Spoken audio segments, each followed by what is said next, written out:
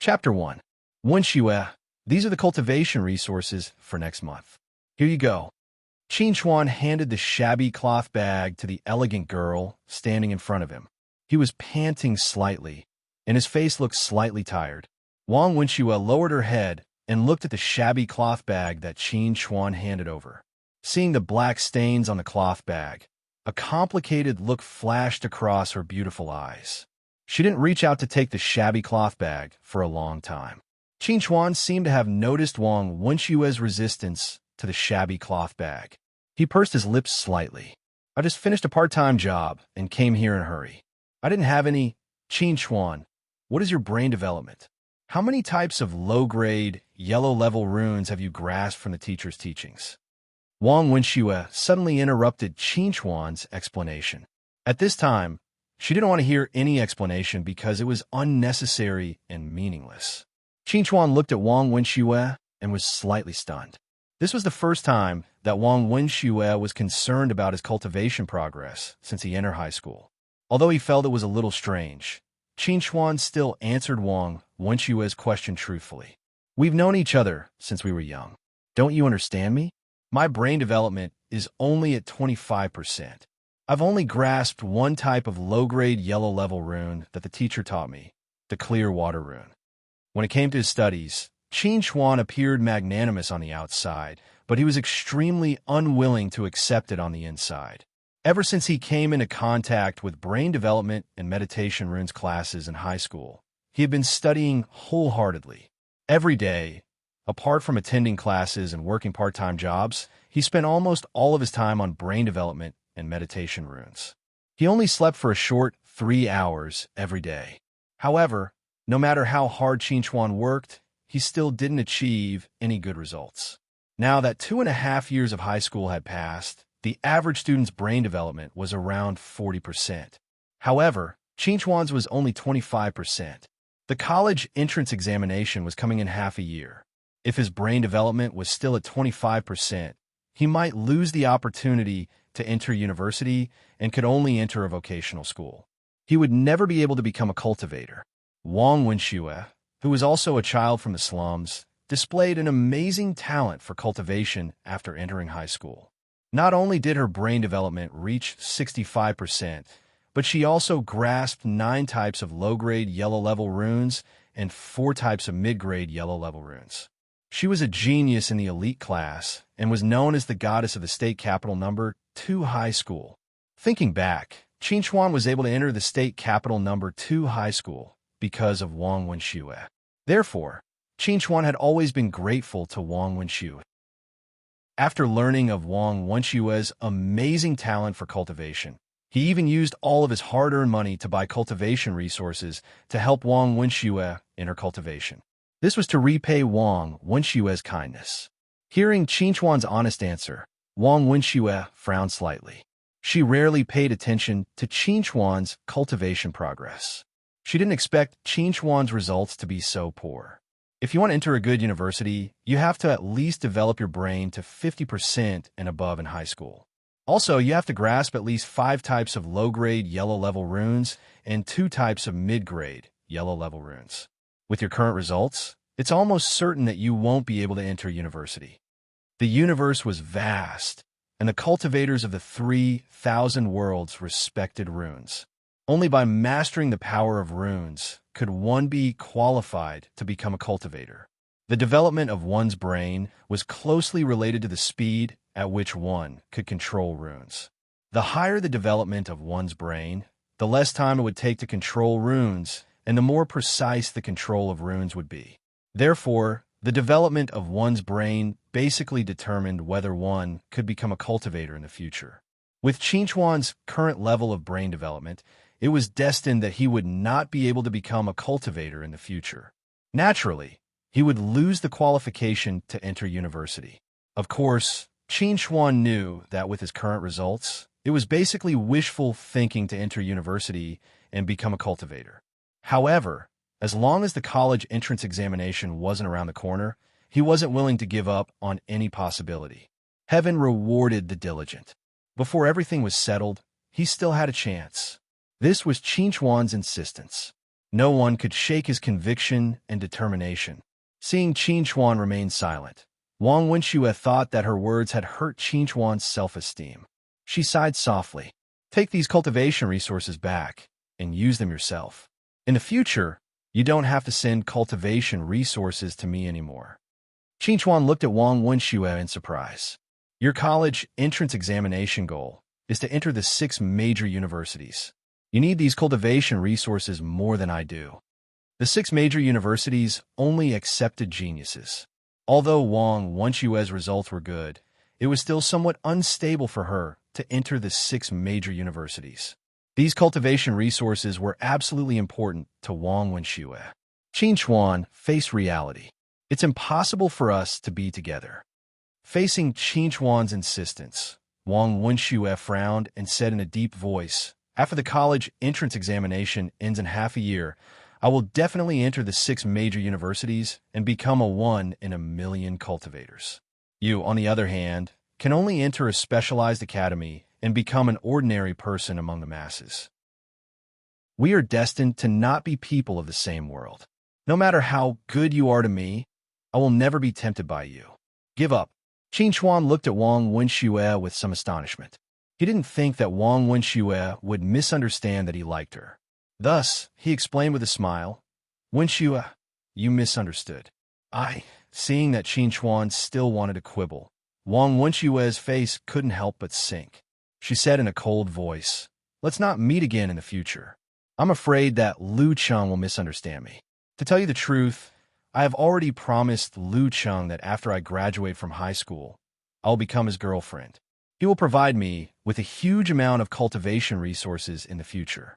Even during the summer vacation after the college entrance examination, I can learn the Lu family's low-grade, profound-level runes that have been passed down for generations. I can come into contact with a higher world earlier than my peers. Do you understand what I mean? As everyone knew, runes were divided into 4 levels: heaven, earth, profound, and yellow. The yellow level was just the foundation, and the profound level was the real beginning. Only by mastering the profound level runes could one be considered to have truly stepped into the world of cultivators. Wang Wenxue said all this to make Qin Chuan realize the reality. It was absolutely impossible between them. Looking at the resolute expression on Wang Wenxue's face, Qin Chuan suddenly laughed. He worked so hard to provide Wang Wenxue with cultivation resources purely because he wanted to repay her kindness. He didn't have any improper thoughts about Wang Wenxue. Previously, he wanted to explain clearly, but now he felt that there was no need to explain. In that case, I'll give you my blessings. Qin Chuan smiled and gave his blessings. Then, he took a shabby cloth bag and turned to leave. Looking at Qin Chuan's departing figure, Wang Wenxue didn't know why she didn't feel relieved in her heart. Instead, she felt some faint regret, as if she had missed out on something. Chapter 2. Sitting on the giant Rune train heading home, Qin Chuan's eyes gradually revealed a trace of confusion as he looked out the window at the bustling city that flashed past. He was confused, not because he had cut off contact with Wang Wenxue, but because he was confused as to what he should do in order to increase his strength enough to enter a university before the college entrance examination. In a day of 24 hours, apart from sleeping for 3 hours, Qin Chuan had 10 hours to work, another 10 hours to cultivate, and the remaining 1 hour to eat and rest. This kind of life had already continued for 2.5 years. However, the principle of the clumsy bird flies first seemed to have lost its effect on Qin Chuan. The progress he made after diligently cultivating for 10 hours was not even as much as the gains his classmates made after cultivating for 2 hours, let alone compared to the geniuses of the important class. If it was someone else, perhaps they would have long given up on cultivating and resigned themselves to their fate. However, Qin Chuan was different. Having walked out of the slums, he was fully aware that becoming a cultivator was the only way to change his fate. He could not give up, and he absolutely would not give up. In the past, Qin Chuan had provided the majority of his cultivation resources to Wang Wenxue, leaving only a small portion for himself to cultivate. Now, that Wang Wenxue no longer needed the cultivation resources he provided. The amount of cultivation resources he could use every month was much more abundant than before. Relying on these cultivation resources, his strength would certainly be able to greatly increase during this period of time. Thinking of cultivation resources, Qin Xuan could not help but reach his hand into the shabby canvas bag at his waist. From within, he took out a simple and small palm-sized bronze square box. Looking at the ancient bronze box in his hand, Qin Xuan rejoiced in his heart. This was because today he had almost lost this family heirloom that had accompanied him since childhood. Originally, in order to repay Wang Wenxue's kindness and give her a greater chance of entering the Big Six, Qin Xuan had planned to sell this bronze square box to Wang Wenxue in exchange for even more cultivation resources. Now that Wang Wenxue had cut off all ties with him, there was naturally no need for him to sell this bronze square box. Old friend, I almost sold it to you today. After so many years, I still haven't been able to open it. What do you think you're hiding inside? Qin Xuan muttered to himself as he looked at the bronze square box. Suddenly, he seemed to see a golden light flash across the bronze square box. Just as Qin Xuan was wondering if his eyes were playing tricks on him, the giant Rune train slowly came to a stop. An announcement rang in his ears. He had arrived at the station and had to get off. Qin Xuan took one last look at the bronze square box that had not changed. He then put the bronze square box back into his pocket. He then got off the giant Rune train and stepped onto the only train platform in the slum. Breathing in the unique sour smell in the air of the slum, Qin Xuan's face revealed a slight expression of enjoyment. This was not because he liked to torture himself, but simply because he had gotten used to the filthy air in the slum. In layman's terms, this was the feeling of coming home. Qin Xuan's home was near the platform. It was a simple two-story building. The first floor was where Qin Xuan lived, and the second floor was where Qin Xuan cultivated. It was already dinner time, but Qin Xuan was not in a hurry to eat. He wanted to go to the second floor to meditate on runes and cultivate for 2 hours before eating dinner. The second floor was called a cultivation room, but in fact, it only had a tattered futon and an old rune chandelier. It was very simple and crude. Qin Xuan came to the second floor and sat down on the futon. He casually took off his waist bag and placed it aside. He was about to enter a state of meditation. At this moment, a hazy golden light suddenly lit up in his waist bag.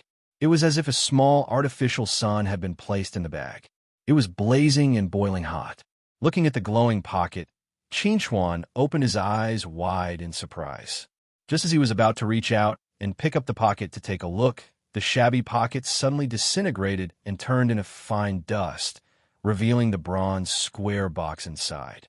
The blazing golden light was emitted from the bronze square box. The bronze square box emitted more and more golden light, and it became hotter and hotter. Gradually, it condensed into a golden door that was as tall as a person in front of Qin Xuan.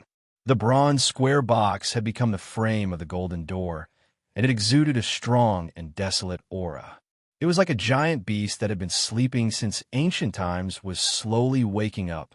Just as Qin Xuan was shocked by the change in the bronze square box, the bronze door that was emitting a golden light suddenly burst out with a strong suction force, sucking the shocked Qin Xuan into the door. Where is this? Qin Xuan's body floated in a vast and boundless starry sky. A huge continent floated in front of him. He could clearly see that there were countless stone pillars on this continent. Each stone pillar was engraved with complex and mysterious runes, exuding a desolate and simple aura. Looking at the seemingly endless stone pillars and runes in front of him, Qin Xuan was stunned. He had lived for 17 years, and this was the first time he had seen such a magnificent scene.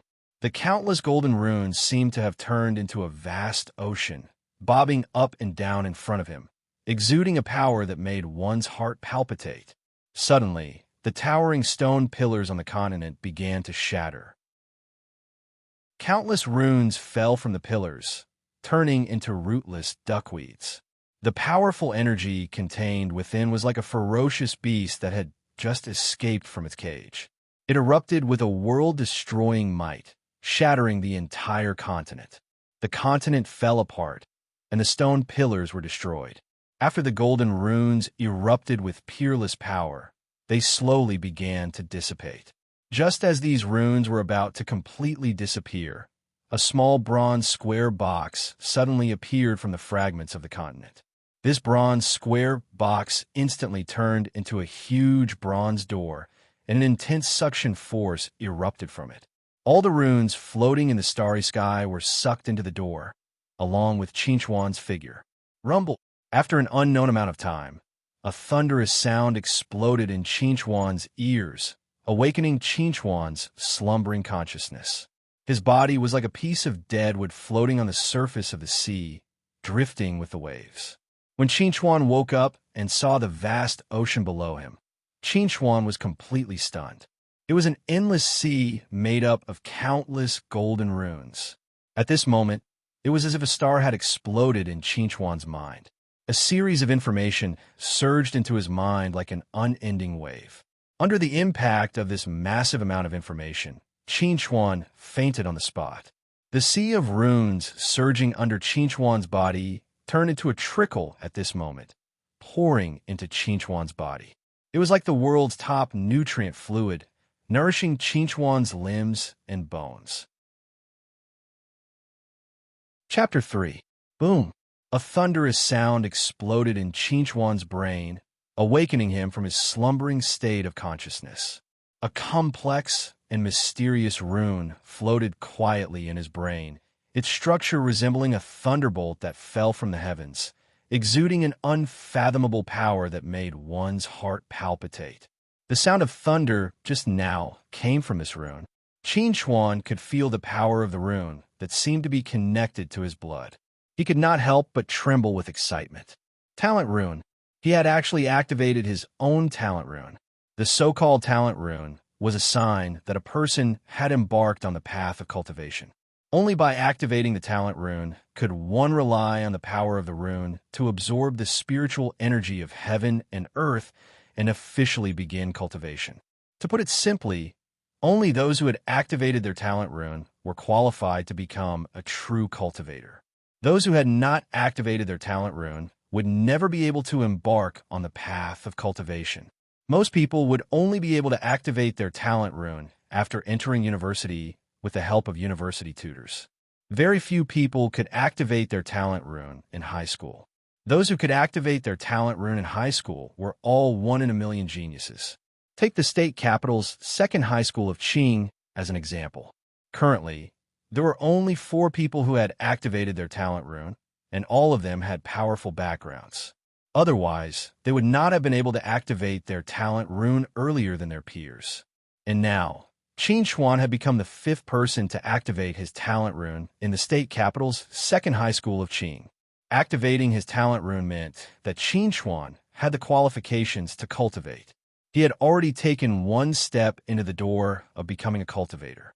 As long as he could obtain a cultivation technique, he would be able to become a cultivator in the qi refining stage in a short period of time. When Qinchuan thought of the cultivation technique, the thunderous talent rune suddenly surged with a majestic force, turning into countless words that flickered with azure lightning. They were deeply imprinted in Qinchuan's brain. Thunder devouring incantation. This is a cultivation technique? Qinchuan's eyes widened in shock. He could not believe that not only had he activated his talent rune, but he had also obtained a cultivation technique. While Qinchuan was still in shock, a series of knocks came from downstairs. Hearing the knocks, Qinchuan's thoughts were instantly pulled back to reality. He subconsciously looked in the direction of the door. What he saw was the floor of the cultivation room, but what appeared in Qinchuan's mind was the image of a young girl in a white dress standing outside the door. Not only the young girl, but all the furnishings in the room on the first floor, the shabby sofa, the half-broken coffee table, and the dirty gray-furred rat hiding in the corner, appeared clearly in Qinchuan's mind as if he had seen everything with his own eyes. Everything within a 10-meter radius was within Qinchuan's perception. Is this the power of perception? Qinchuan was a little uncertain because he had never had such an experience. As far as he knew, perception could only be obtained when one's brain was developed to 50% or more. However, his brain was only developed to 25%, which was less than half. Just as Qin Chuan was frowning and thinking about these questions, there was another series of knocks on the door downstairs, accompanied by a slightly cold shout. "Qin Chuan, are you at home or not?" Hearing the shouts from outside the door, Qin Chuan hurriedly got up and walked downstairs. Only when he moved did Qin Chuan discover that his body was covered in jet-black mud, emitting a nauseating stench, causing Qin Chuan to subconsciously furrow his brows. Clang! Accompanied by a series of knocks on the door, Qin Chuan's seriously aged smart security door fell to the ground, raising a cloud of dust. Qin Chuan glanced at the fallen door, then looked at the girl who slowly walked in. He pursed his lips and said, "Why are you here? Why am I here? If I don't come, what are you going to do to yourself?" The girl looked at the filthy Qin Chuan with disgust and said coldly, "I've said it before, we're not from the same world. Even if you lock yourself up at home for 3 days and 3 nights and don't go out or go to school, you won't be able to change this fact. You'd better give up." The girl who came to the door was none other than Wang Wenxue, who had broken off her relationship with Qin Chuan on the school's rooftop. She thought that the matter was over, but she didn't expect Qin Chuan to not appear at school for 3 days after that day.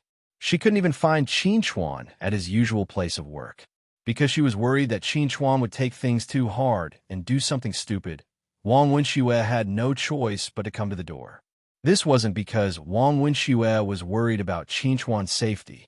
She just didn't want to ruin her reputation because of Qin Chuan's death. Hearing Wang Wenxue's words, Qin Chuan looked at the old electronic watch hanging on the wall with some surprise. It was now 2:00 in the afternoon on December 5th. He remembered that it was 6:00 in the evening on December 2nd when he returned home. In other words, he had just stayed in the cultivation room for 3 whole days. When he noticed the passage of time, Qin Chuan's stomach suddenly burst with an incomparable feeling of hunger. His whole stomach seemed to be burning, and his originally normal body suddenly became weak. At this moment, Qin Chuan's mind only had one word: eat. Qin Chuan's eyes turned red. He suddenly rushed to the refrigerator not far away and took out a large pile of bread and fast food meat. He didn't care about anything else and devoured it in big mouthfuls like a reincarnated hungry ghost. He was incomparably crazy. Wang Wenxue stared at Qin Chuan, who was sitting on the ground and burying his head in the food. She breathed in the nauseating stench emitting from Qin Chuan's body and felt even more disgusted by Qin Chuan. She was right. Qin Chuan was using her life to threaten her. Otherwise, why would Qin Chuan starve himself to this extent? "What do you want to let me go?" Faced with Wang Wenxue's question, Qin Chuan acted as if he didn't hear it. He only cared about eating. His dirty hands casually wiped them on the tablecloth at the side, grabbed a piece of artificial meat, and stuffed it into his mouth. His mouth was full of oil. Looking at Qin Chuan's sloppy appearance, Wang Wenxue's patience was quickly exhausted. With a gloomy face, she said to Qin Chuan, "I will return all the cultivation resources that I borrowed from you. In the future, we will have nothing to do with each other. Whether you live or die, it has nothing to do with me." After leaving these heartless words, without waiting for Qin Chuan's response, Wang Wenxue turned around and left. It was as if she couldn't stay in this place for a second longer. She hated the sour smell that belonged to the slums. Chapter 4. Burp. Qin Chuan laid on the ground and let out a comfortable burp. He swallowed all the food in the fridge and finally eliminated the feeling of hunger. He felt alive again. He didn't know why he was suddenly so hungry, but he could clearly feel that after filling his stomach, his body gradually surged with an endless amount of energy. It was an experience he had never experienced before. The smell of the food and the stench on his body mixed together and attacked Qin Chuan's respiratory system. Qin Chuan had no choice but to get up from the ground and rush in the bathroom. After an hour of washing, he finally cleaned off the dirt on his body. A tall and straight body appeared under the water. After drying his body, Qin Chuan stood in front of the mirror. He looked at the clear lines of his muscles and felt the explosive power contained in them. He finally confirmed a fact in his heart. He was no longer the trash that everyone laughed at.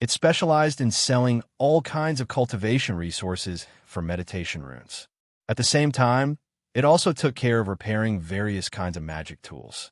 The business was very hot. Chinchuan's job in the shop was to help customers buy cultivation resources. As for the more high-end work of repairing magic tools, he did not know how to do it. When Chinchuan rushed to the shop, Old Sun was taking care of the business.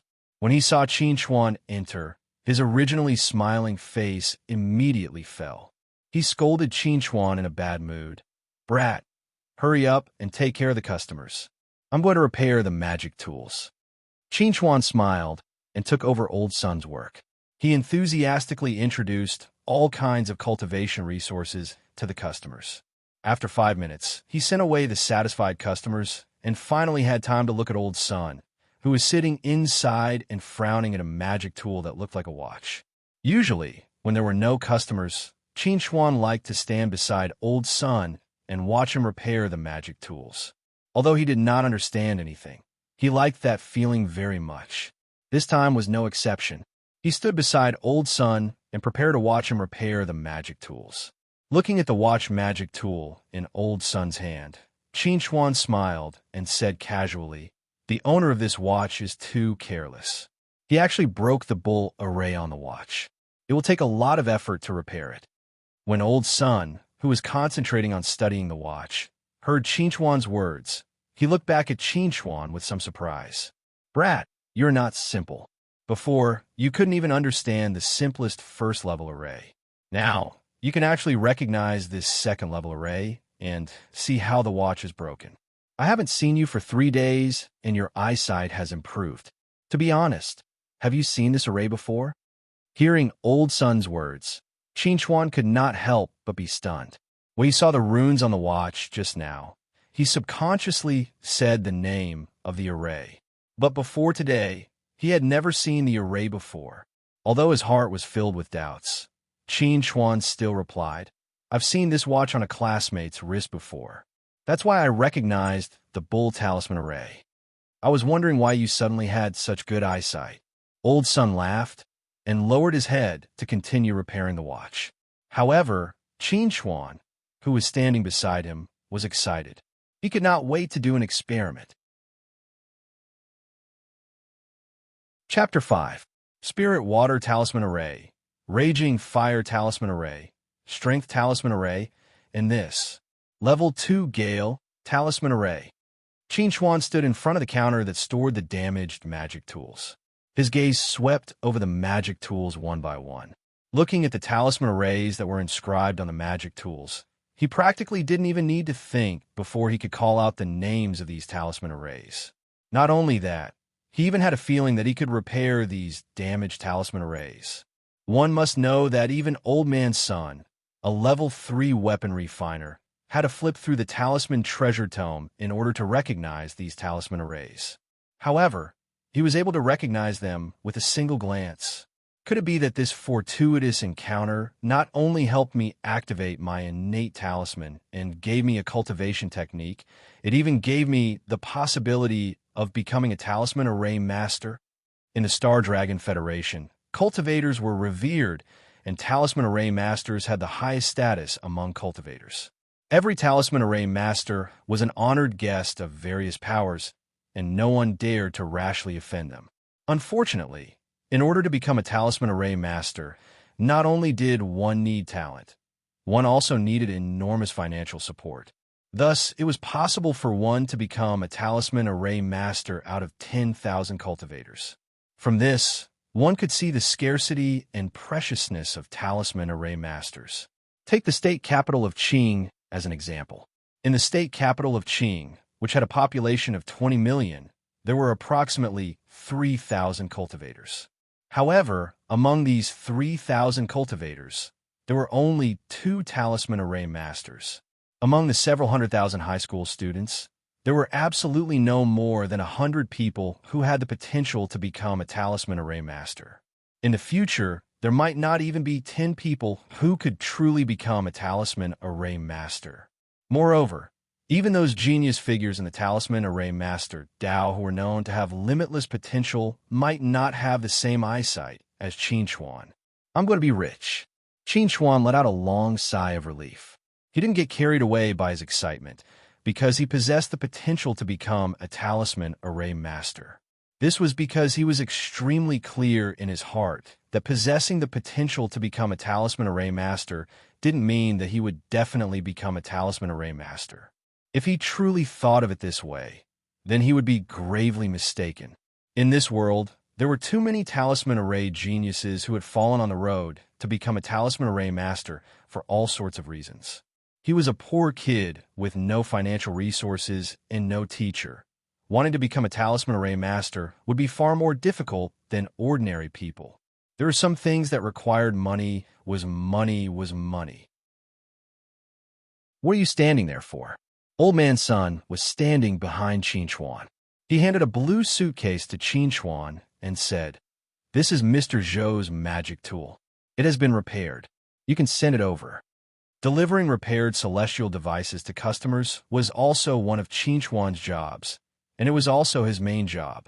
Now that he had work to do, Qin Chuan had to temporarily suppress his curiosity about talisman arrays. He stretched out his hand to take the suitcase from Old Sun's hand and walked out quickly.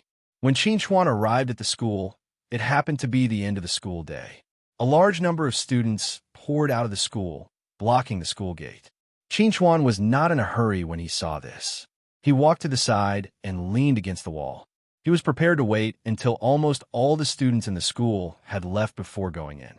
If it was in the past, no one would pay attention to Qin Chuan, this trash student from the common class.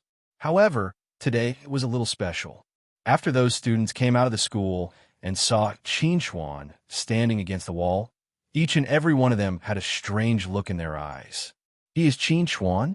That trash from the common class? That's him, a toad who wants to eat swan meat, pestering goddess Shui endlessly. Is he qualified to compete with Lu Cheng? Lu Cheng is a genius of the important class. What is he? He is overestimating himself. These people stood near Qin Chuan and pointed at Qin Chuan. They were quite unscrupulous and did not put Qin Chuan in their eyes at all.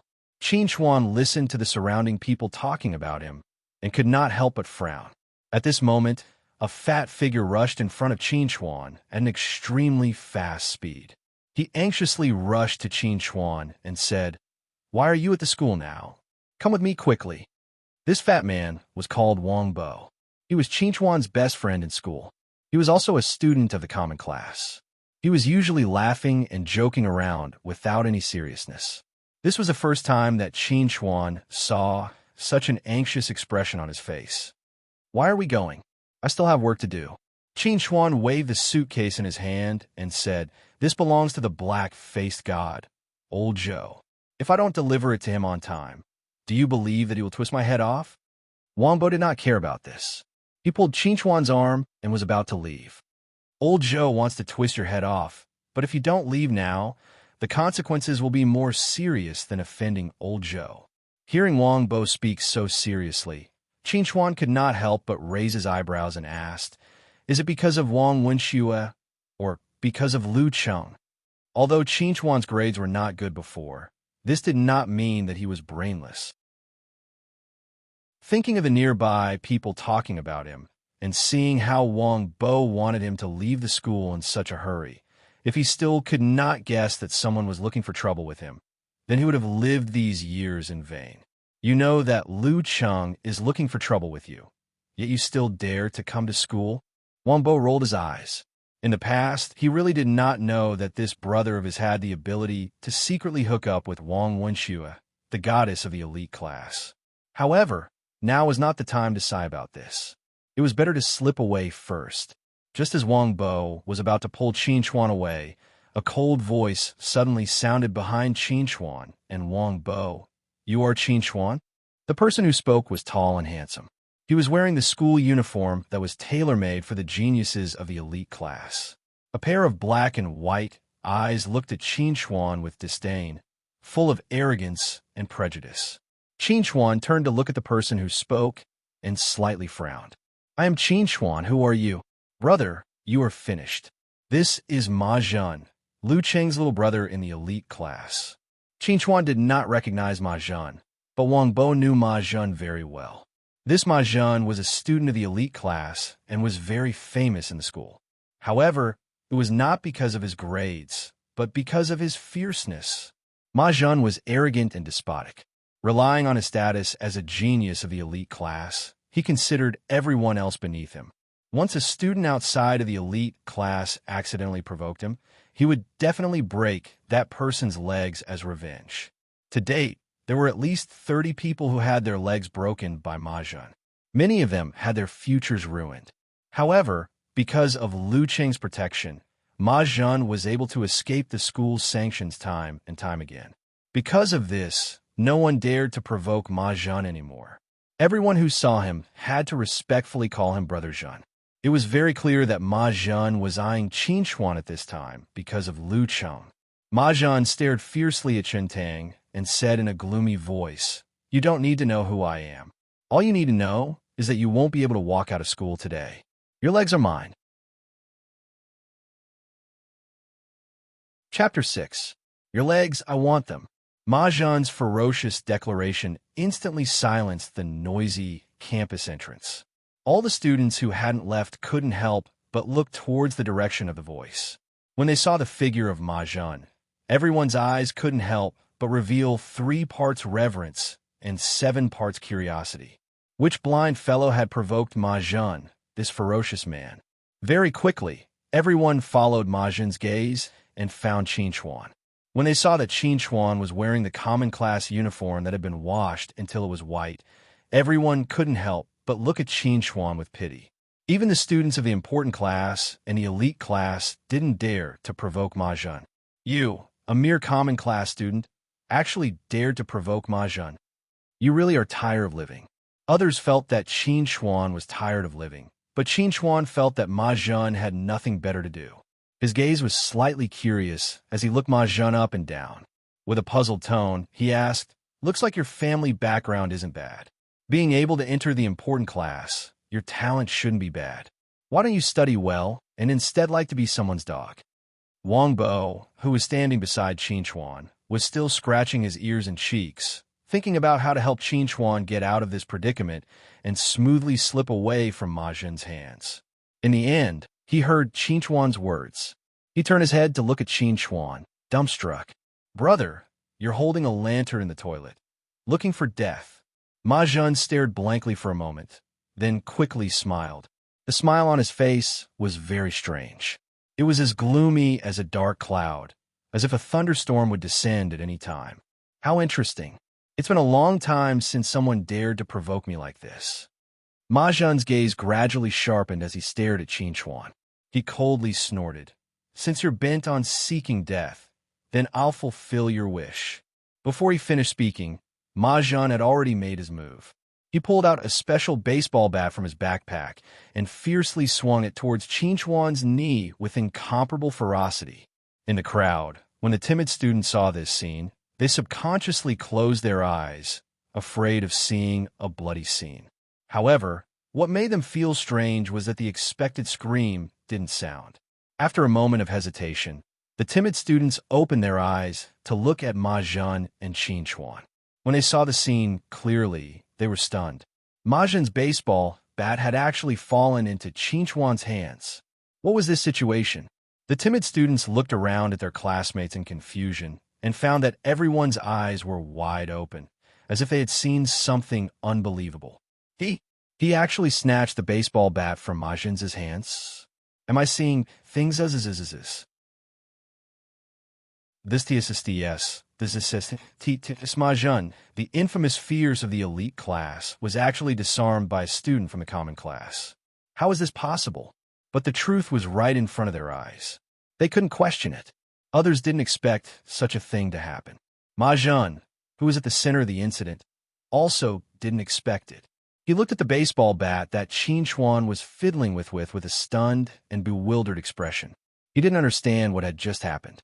With his strength and speed, how could a piece of trash, who was ranked at the bottom of the common class, be able to disarm him? Qin Chuan looked at the bewildered expression on Mahjong's face. He was also a little confused in his heart.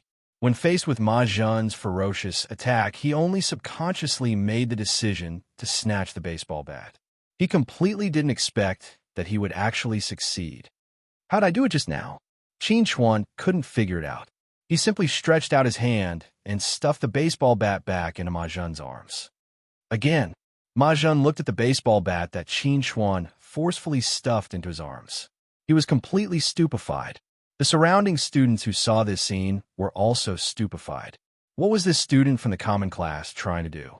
Soon, Ma Zhen came back to his senses. He glared at Qin Chuan with anger and shame. Are you humiliating me? Qin Chuan frowned slightly. I'm not humiliating you. Hurry up and do it again. Qin Chuan's impatient expression made Ma Zhen furious. He, a genius from the elite class, was actually being disdained by a common class student. However, Qin Chuan didn't think too much about it. He only wanted to try the feeling of being disarmed again. But in Ma Zhen's eyes, Qin Chuan was humiliating him. A trash from the common class wanted to step on him, a genius from the elite class, to climb up. You think you're worthy? In the midst of his angry roar, Ma Zhen held the baseball bat in his hand and displayed all of his strength and speed. The baseball bat cut through the air, leaving behind after images. In the midst of the whistling wind, it blasted towards Qin Chuan's right knee like lightning. Pa! A crisp sound rang out. However, it wasn't the sound of the baseball bat hitting the knee. It was the sound of a palm clenching the wrist. Ma Zhen's angry strike was intercepted by Qin Chuan halfway. He grabbed the wrist and was forced to stop. Too slow. The speed at which Ma Zhen swung the baseball bat was too slow. With just a glance, Qin Chuan saw through Ma Zhen's intention to attack. He also predicted the next movement of Ma Zhen's swinging arm. That was why he could accurately attack, lock onto Ma Zhen's wrist, and forcibly stop Ma Zhen's attack. Was this still the same genius from the elite class that he once had to look up to? You just SOSO. The corner of Qin Chuan's mouth raised into a confident smile. Then, he bent his waist and lowered his shoulders. His left hand clenched into a fist, and he brazenly attacked. With the force of a thunderbolt, he attacked Ma Zhen's abdomen. A strong force poured out from the tip of his fist. It was like a river bursting its banks. In an instant, Ma Zhen, who was still in shock, was defeated. Ow, ow. The intense pain caused Ma Zhen to wail out loud. Snot and tears flowed out of his nose. His legs gave way, and he knelt on the ground with a plop. His hands clutched his abdomen tightly, and his whole body trembled uncontrollably. Near the school gate, everyone was so shocked that their eyes widened. They stared at Qin Chuan with an extremely horrified gaze. It was as if they had seen an incredible monster. They couldn't believe that Ma Zhen, who had been flaunting his prowess in school for more than 2 years, had been defeated just like that. This was fierce man Ma Zhen. This was the genius of the elite class. You're just a student from the ordinary class. What right did you have? In other people's eyes, this was a very amazing thing. However, in Qin Chuan's eyes, this was nothing. He lowered his head and looked at the old electronic watch on his wrist. Then, he said to his best friend Wang Bo, who was already stunned, "You wait for me here. I'll be back soon." After saying that, Qin Chuan picked up his suitcase from the ground and quickly walked towards the school gate. As for Ma Zhen, who was still kneeling on the ground, he was just a lackey. He wasn't worth paying attention to.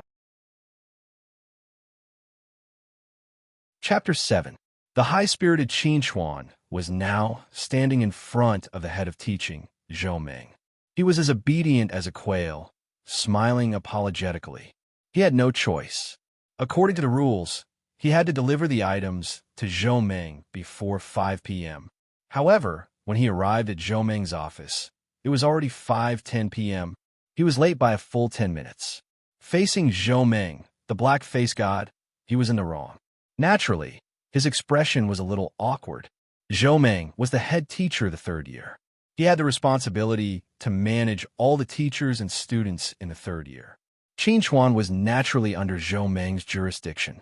It could be said that he understood Zhou Ming quite well. The reason why this person was called the Black Face God was not only because of his black face, but also because of his bad temper. Most importantly, he especially hated people who were late and had no concept of time. Qin Chuan was late this time. It could be said that Zhou Ming had completely taken advantage of Qin Chuan. He still had a long time in school in the future. It was inevitable that Zhou Ming would make things difficult for him.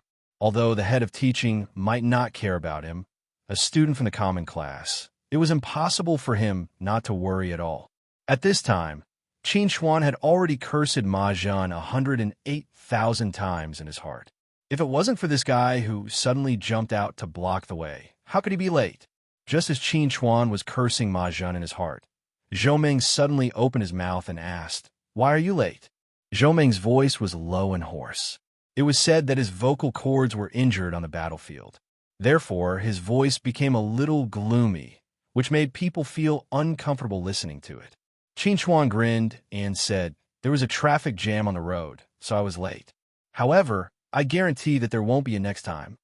Hearing Qin Chuan's explanation, Zhou Ming snorted coldly. Without saying a word, he stretched out his hand and drew a line in the air. A holographic projection screen appeared in front of Qin Chuan.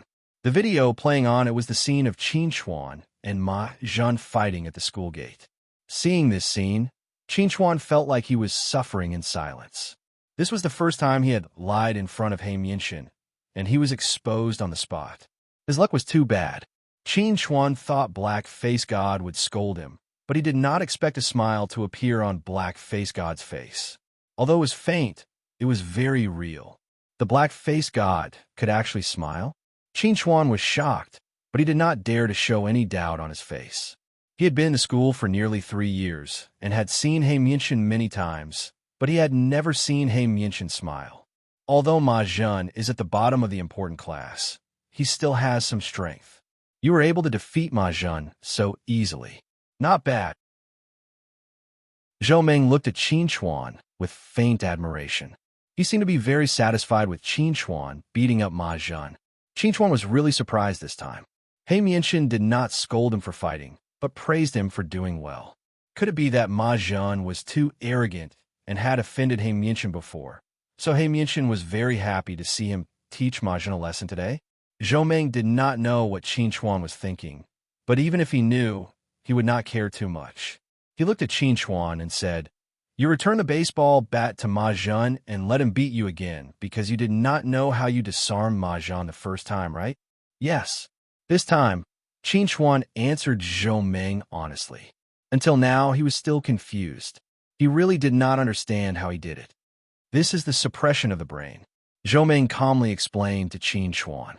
Your brain development far exceeds Ma Zhan's. Therefore, when Ma Zhan makes a move, you can use your advantage in brain development to predict Ma Zhan's intention and make the appropriate response from there. The reason why you do not know how you did it is because your brain was not developed that much. Later on, due to some special reasons, your brain's development skyrocketed. In addition, you did not have time to adapt to the sudden emergence of a powerful force. So what happened earlier happened. You know how it happened, but you do not know why it happened. So, you must have had some kind of adventure in the past few days. Listening to Zhou Ming's explanation, Qin Chuan subconsciously nodded. His face revealed an expression of sudden realization. However, when he heard Zhou Ming's last sentence, Qin Chuan could not help but change his expression. His gaze turned cold as he looked at Zhou Ming. Seeing Qin Chuan's vigilance, Zhou Ming was not angry. Instead, he was very satisfied. He nodded lightly and said, "I am not interested in the adventure that happened to you. I'm only saying this to remind you that the matter of you defeating Ma Zhan today will definitely attract the attention of some people. They will definitely investigate you and beat around the bush to find out what happened to you. You can't possibly think that it is easy for a student from the normal class to defeat a genius from the elite class, right? You have to be careful and protect your privacy. Your strength is still too weak right now. There are some people you cannot stop. I am very satisfied to see that you are not complacent just because you have had some adventure. You do not know the immensity of heaven and earth." Hearing Zhou Ming's explanation and seeing the sincere expression on Zhou Ming's face, Qin Chuan knew in his heart that Zhou Ming was truly not interested in his adventure. While he rejoiced, he also became vigilant in his heart. Zhou Ming was not interested in his adventure, but this did not mean that others were not interested in his adventure. In the future, he would have to constantly be on guard against all kinds of probing around him. If he was careless and gave himself away, when the time came, he really would not be able to stop them. Let's go. Let's test your current level of brain development. Zhou Ming stood up. With a wave of his hand, the wall behind him became transparent, revealing a cultivation room with a radius of over 100 square meters. This was the place where Zhou Ming usually cultivated in seclusion. Very few people had ever entered this place. Looking at the luxurious cultivation room that suddenly appeared in front of him, Qinchuan's eyes could not help but reveal a hint of envy. Compared to the real cultivation room in front of him, his so-called cultivation room could not even be compared to a dog's kennel. Qinchuan clenched his fists tightly. He would definitely have a cultivation room like this in the future, or even better. If you want to suppress your opponent in terms of brain development, you have to have at least 5% more brain development than your opponent. Ma Zhen's brain development is 55%. In other words, your brain development needs to be at least 60%. As Zhou Ming spoke, he turned to look at Qinchuan. But in the records, your brain development is only 25%. I am really very curious. What kind of amazing adventure did you encounter to allow your brain development to soar to such a level? You should know that even Liu Chang from the elite class only has a brain development of 68%. Chapter 8. Zhou Ming wasn't the only one who was curious. Qinchuan was also very curious about the extent of his brain development. If it had been in the past, Qinchuan would have been very envious when someone said that Liu Cheng's brain development was 68%. But now, he was confident that he could achieve the same level or even surpass Liu Cheng. Therefore, when Zhou Ming mentioned Liu Cheng, Qinchuan wasn't envious. Instead, he was competitive and secretly vowed to surpass Liu Cheng. When Zhou Ming mentioned Liu Cheng, he had been observing the changes in Qinchuan's expression. When he saw the confidence on Qinchuan's face, he couldn't help but nod slightly. In his heart, he liked and approved of Qinchuan even more. He had seen too many commoner geniuses. He had also seen too many commoner geniuses groveling in front of aristocratic families for a little bit of cultivation resources. He didn't want Qinchuan to follow in the footsteps of those commoner geniuses and become a lackey of aristocratic families. While Zhou Ming was thinking about these things, Qinchuan was like Granny Lu entering the Grandview Garden. His eyes were constantly looking around the cultivation room. He was very curious and yearning for everything. That's the rumored high-class resting cabin. It said that sleeping in there for an hour is equivalent to sleeping outside for 3 hours. If I sleep in there every day, I can save a lot of time for cultivation. Is that a gravity cabin? It said that it can freely adjust the gravity up to 20 times the normal gravity. If I can adapt to 20 times the gravity and return to normal, my speed and strength will be very exaggerated. Qinchuan recognized every piece of equipment in the cultivation room. However, he had only seen them on the internet before. Today was the first time he saw the real thing. His mind couldn't help but fly to these equipment, and his eyes couldn't move away. If he had such a cultivation room now, he would probably wake up laughing in his dreams. Seeing the undisguised envy and yearning on Qinchuan's face, Zhou Ming's tanned face couldn't help but reveal a look of reminiscence. When he first saw such a cultivation room, his expression was almost exactly the same as Qinchuan's. His heart was full of envy and yearning. But now that he had such conditions, he rarely went to cultivate.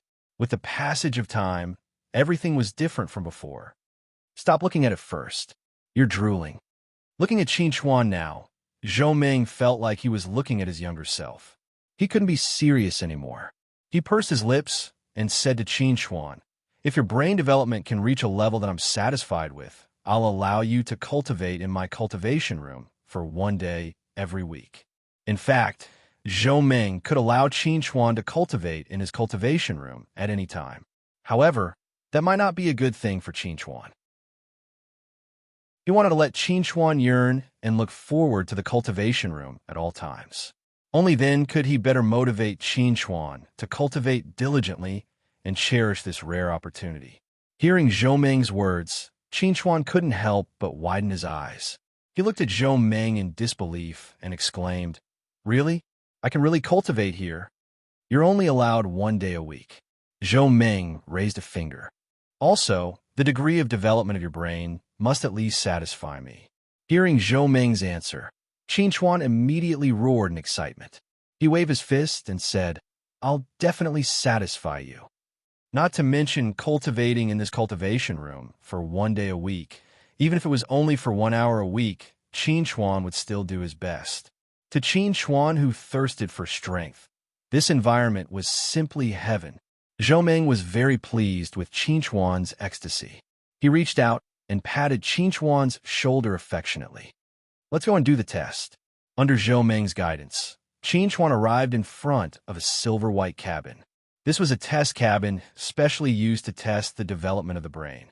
It was more advanced than the normal test cabins in the school, and it was also more accurate. It was almost impossible to make any mistakes. "Let's go in." Qin Chuan had already done many tests, so he didn't need Zhou Meng's guidance. He sat in the cabin and adjusted himself to a more comfortable position. He closed his eyes slightly and began to meditate.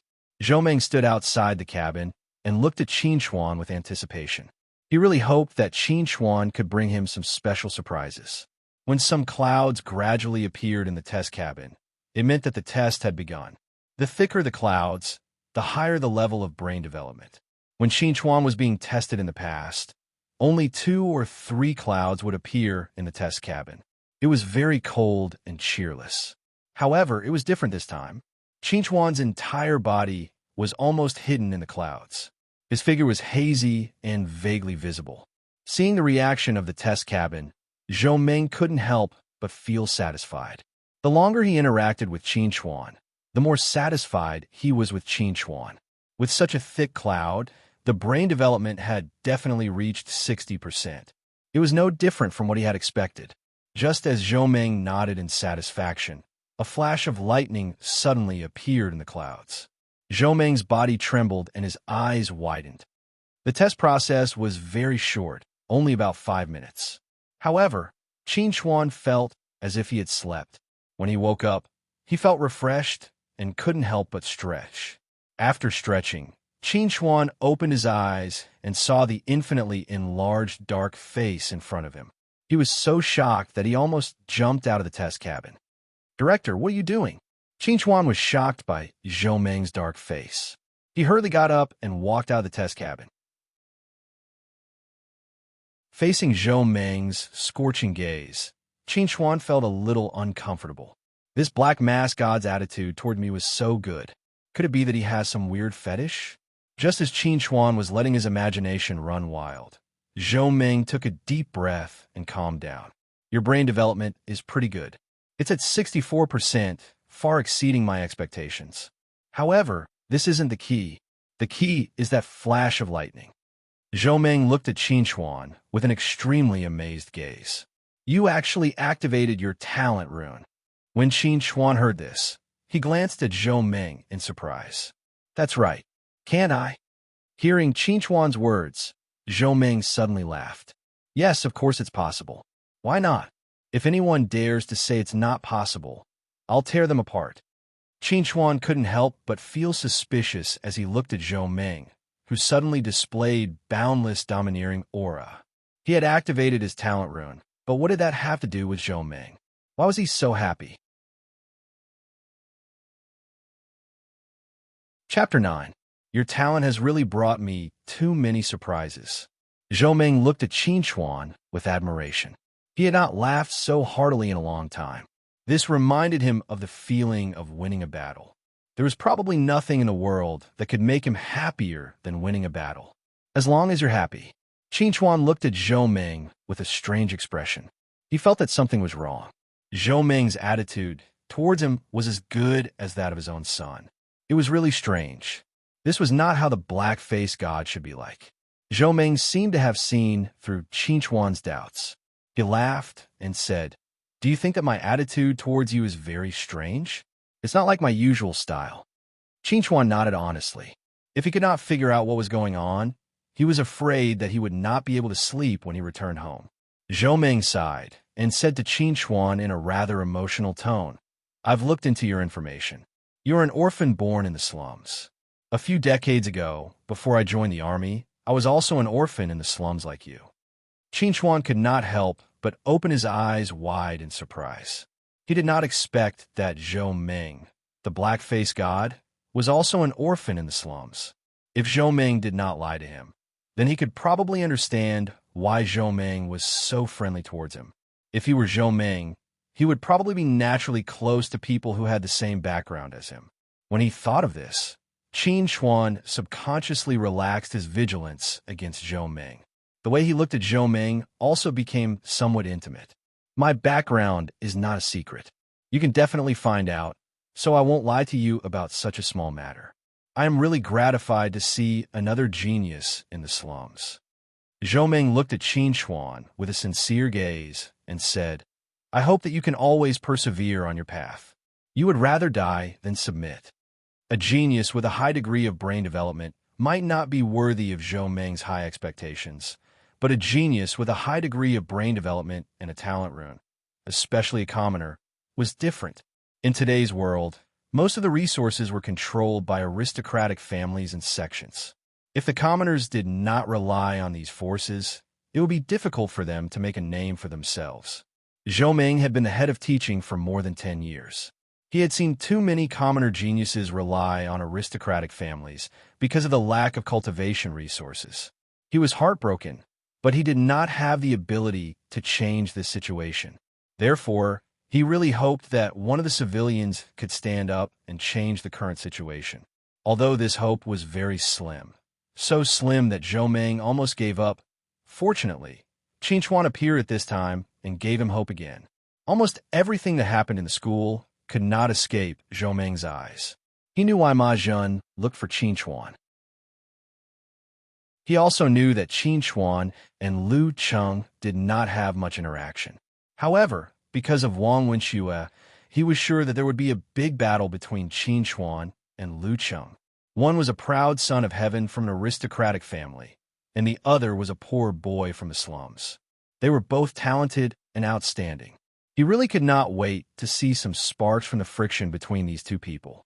If Qin Chuan could successfully defeat Lu Cheng in this battle, then he did not mind giving Qin Chuan a great opportunity. However, it was still too early to talk about this. Everything still depended on Qin Chuan's performance in the future. If Qin Chuan's performance was average and he could not resist Lu Cheng's sharpness, then it could only mean that Qin Chuan was not the person he was waiting for. He was not a cold-blooded person, but he was not a person who liked to waste time. A person who could not even defeat Lu Cheng was not worthy of his attention, let alone his resources and time to fund. This was very cruel, but this was the reality. Qin Chuan did not know that Zhou Ming had thought so many things in this short period of time. He also did not know that Zhou Ming had regarded him as the fulcrum that had the hope to pry open the huge power of the aristocratic families in the future. In the face of Zhou Ming's expectations and encouragement, he nodded solemnly and said, "I will not disappoint your expectations." He was not a person who liked to bow down. Otherwise, when he faced the fierce Ma Jun at the school gate, he would not have provoked him. "Very good." Zhou Ming reached out and patted Qin Chuan's shoulder with gratification. He said, "Every Sunday, you can come to my place to practice. I will give you permission. You can use any equipment inside. Don't be afraid of breaking it. Feel free to use it. Well, it's not early today. You should go home." That, Qin Chuan did not leave immediately. Instead, he scratched his head embarrassedly and said, "About me being late to deliver the things. You see, according to the rules, if Qin Chuan was late to deliver things, the errand fee would be gone. However, now that he had a good relationship with Zhou Ming should not complain to old man Sun about him, right?" Zhou Ming heard this and laughed. He said, "You can rest assured that I will not complain about you. I will give you a 5-star rating." "Thank you, Director." Qin Chuan's eyes suddenly lit up. A 5-star rating could give him 150% of the errand fee. This was a big profit. After sending off the happy Qin Chuan, Zhou Ming took out his mobile phone and looked at the number in the address book that he had not dialed for a long time. After a long silence, he finally called the number. The phone rang for a long time before someone finally picked it up. A low and heavy voice came from the other side. "It's me." These two simple words made Zhou Meng's eyes turn red. Tears could not help but roll in his eyes. "Captain, I'm Zhou Meng." The person on the other side of the phone was silent for a long time. Then, he said, "I'm no longer a captain. Don't call me that." Hearing this depressed voice, Zhou Meng took a deep breath and said, "Captain, I found a genius in the slums. He has a lot of potential and is also very— That's enough." Before Zhou Meng could finish, the person on the other side of the phone interrupted him. "I've said before that I have given up. Don't mention these things to me in the future." After saying this, the person hung up the phone without waiting for Zhou Meng to speak. When Zhou Meng called again, he was already blacklisted. Looking at the familiar phone number on the phone, Zhou Meng could not help but clench his fists. He gritted his teeth and said, "Captain, this time, we will not be disappointed." Chapter 10. For a genius like Ma Jun, physical wounds were easy to heal, but mental wounds were hard to heal. Qin Chuan had beaten Ma Jun to the ground in front of hundreds of students at the school gate. This was a huge humiliation for Ma Jun. This humiliation couldn't be washed away with blood. Wang Wenxue, who heard the news, stood beside the bed and looked at the gloomy Ma Jun. Her face was also ugly. She didn't expect Ma Jun to find trouble with Qin Chuan. She also didn't expect Qin Chuan to defeat Ma Jun. If it wasn't for the fact that many people saw it with their own eyes, Wang Wenxue would have found it hard to believe. How could a bottom feeder from the normal class beat a genius from the elite class? The Qin Chuan she knew definitely didn't have such strength. "Senior Ma, I am responsible for this matter. I am very sorry." Wang Wenxue sincerely apologized to Ma Jun. Although her talent was better than Ma Jun's and her strength was stronger, Ma Jun was close to Lu Cheng. As Lu Cheng's girlfriend, she still had to give Ma Jun some face. When Ma Jun heard Wang Wenxue apologize to him, he was somewhat disdainful. However, because of Lu Cheng's face, he could only force a smile to Wang Wenxue and said, "This isn't your fault. I was careless and failed miserably. However, there will definitely not be such a thing next time." As he spoke, Ma Jun's face showed a hint of ruthlessness. Yes, there will be a next time. He wouldn't let Qin Chuan off so easily. Previously, he only wanted to break Qin Chuan's legs as punishment. Now, he wanted to break Qin Chuan's 4 limbs. No, it should be all 5 limbs. Only in this way could he vent his hatred for Qin Chuan. Looking at Ma Jun's undisguised hatred for Qin Chuan, Wang Wenxue knew that Ma Jun wouldn't let this go. He would definitely take revenge on Qin Chuan. Thinking of Qin Chuan, Wang Wenxue couldn't help but feel a little angry. How could this guy cause so much trouble? "Senior brother, have a good rest. I'll take my leave first." Wang Wenxue bid farewell to Ma Jun and turned to leave. Looking at Wang Wenxue's enchanting figure as she left, Ma Jun couldn't help but sneer and whisper, "She's just young Master Cheng's plaything. She really thinks she's the young madam of the Lu family." Wang Bo's current mood was very complicated and melancholy. It was complicated because he didn't expect that his best friend, whom he had played with since he was a child, would become so strong that he could even defeat Ma Jun. He was depressed because he knew that with Ma Jun's personality, after suffering such a huge loss at the hands of Qin Chuan, he would definitely not let the matter rest. When the time came, Qin Chuan would have to face Ma Jun's storm-like revenge, and it would definitely be difficult for him. As Qin Chuan's best friend, he would definitely be affected and become the fish in the pond that would be implicated. However, Wang Bo didn't intend to escape. As Qin Chuan's best friend, although he couldn't beat people together with Qin Chuan, it wasn't a big problem for him to be beaten up together.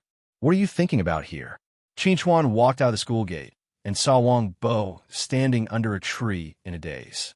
He smiled and said to Wang Bo, "Don't tell me you're in heat and thinking about your goddess?" Wang Bo came back to his senses and looked at the smiling Qin Chuan standing in front of him. He couldn't help but give him a thumbs up and said, "Awesome. Brother, You're really in the limelight this time. We don't even need to wait until tomorrow for the whole school to know that the infamous Ma Jun of the elite class was defeated by a poor kid from the common class. You're going to be famous. Qin Chuan heard this and grinned, saying, "Then do you want me to bring you along? When people ask, I'll say that the two of us did it together and let you, young Master Wang, become famous in the school." "Don't." Wang Bo heard this and quickly waved his hand, shaking his head like a rattle drum. "I can't take it." Seeing that his best friend Wang Bo didn't avoid him because he provoked Ma Jun, Qin Chuan was very happy in his heart. He was just saying it and wouldn't really spread it around because it wasn't necessary and wasn't worth it. In the end, Ma Jun was just a small character. "Let's go, brother. I'll take you to eat skewers." Qin Chuan was happy. Today's errand fee had extra income, enough for the two of them to eat a good dinner. Hearing that Qin Chuan wanted to treat him to a meal, Wang Bo didn't stand on ceremony with Qin Chuan and directly shouted, "I want to eat 2 skewers of kidney to nourish myself. Today I was scared to death by you." Just as Qin Chuan and Wang Bo were about to leave with their arms around each other's shoulders, a tall figure wearing a pleated skirt blocked their path. "Qin Chuan, come with me." Wang Wenxue looked at Qin Chuan with a serious expression. Looking at the sudden appearance of Wang Wenxue, Wang Bo quietly poked Qin Chuan's waist and winked at Qin Chuan. Others might not know the relationship between Qin Chuan and Wang Wenxue, but as Qin Chuan's best friend, he knew it clearly. At this time, Wang Wenxue came to Qin Chuan. Maybe there was something good going on. However, Wang Bo didn't know that Wang Wenxue had already become Lu Qing's girlfriend, and she had already threatened to cut off all ties with Qin Chuan. Qin Chuan looked at Wang Wenxue, who was standing in front of him. He pursed his lips and asked, "What do you want me to do with you? If it's nothing important, then forget it. I still want to eat skewers with Wang Bo." Hearing Qin Chuan's words, Wang Wenxue immediately frowned and said, "You still have the mood to eat skewers now?" Did he really think that he was invincible after defeating Ma Jun through trickery? I'm warning you, the geniuses of the elite class aren't people you can provoke. If you don't want Ma Jun to take revenge on you, then you better come with me now and apologize to Ma Jun. As long as your attitude is sincere, I can guarantee that Ma Jun won't find trouble with you in the future.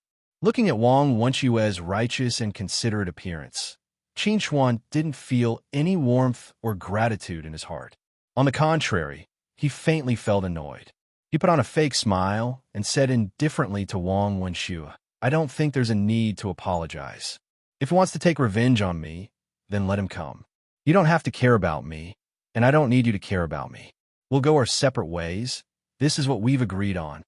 You don't know what's good for you." Looking at Qin Chuan's indifferent expression, Wang Wenxue's heart was filled with anger. She originally had good intentions, but she didn't think that Qin Chuan would have such a face. Qin Chuan didn't take Wang Wenxue's anger to heart, and he didn't care at all. This was because the Wang Wenxue in front of him was no longer the Wang Wenxue he knew.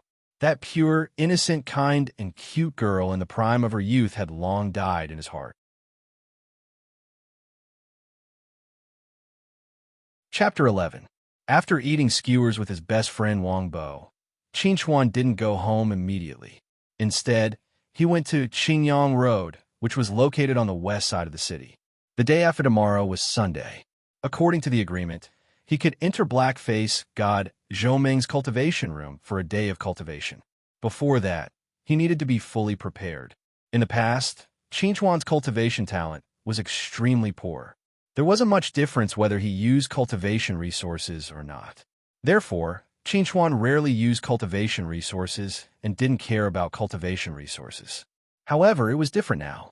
Not only did Qin Chuan have an outstanding cultivation talent, he also had the opportunity to use a luxurious cultivation room.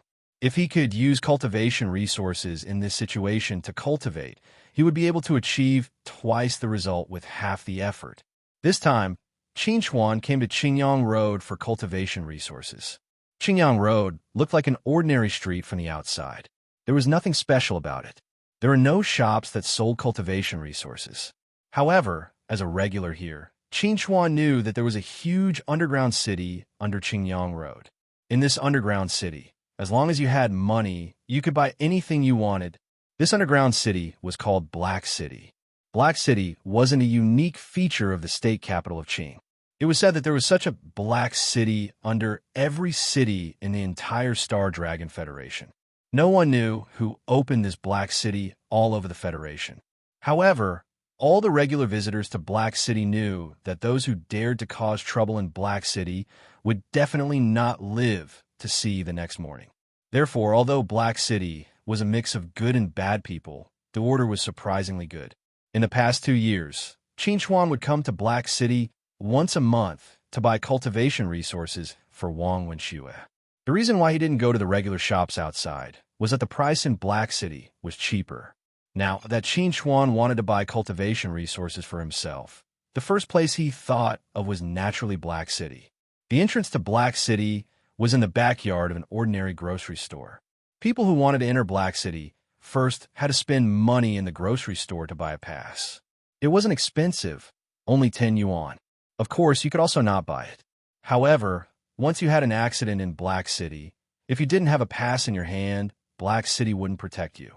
Therefore, no matter what identity a person came to Black City, they would spend money to buy a pass as a peace of mind. Qin Chuan walked into the grocery store with ease. Looking at the boss who was sitting behind the counter, he didn't say anything.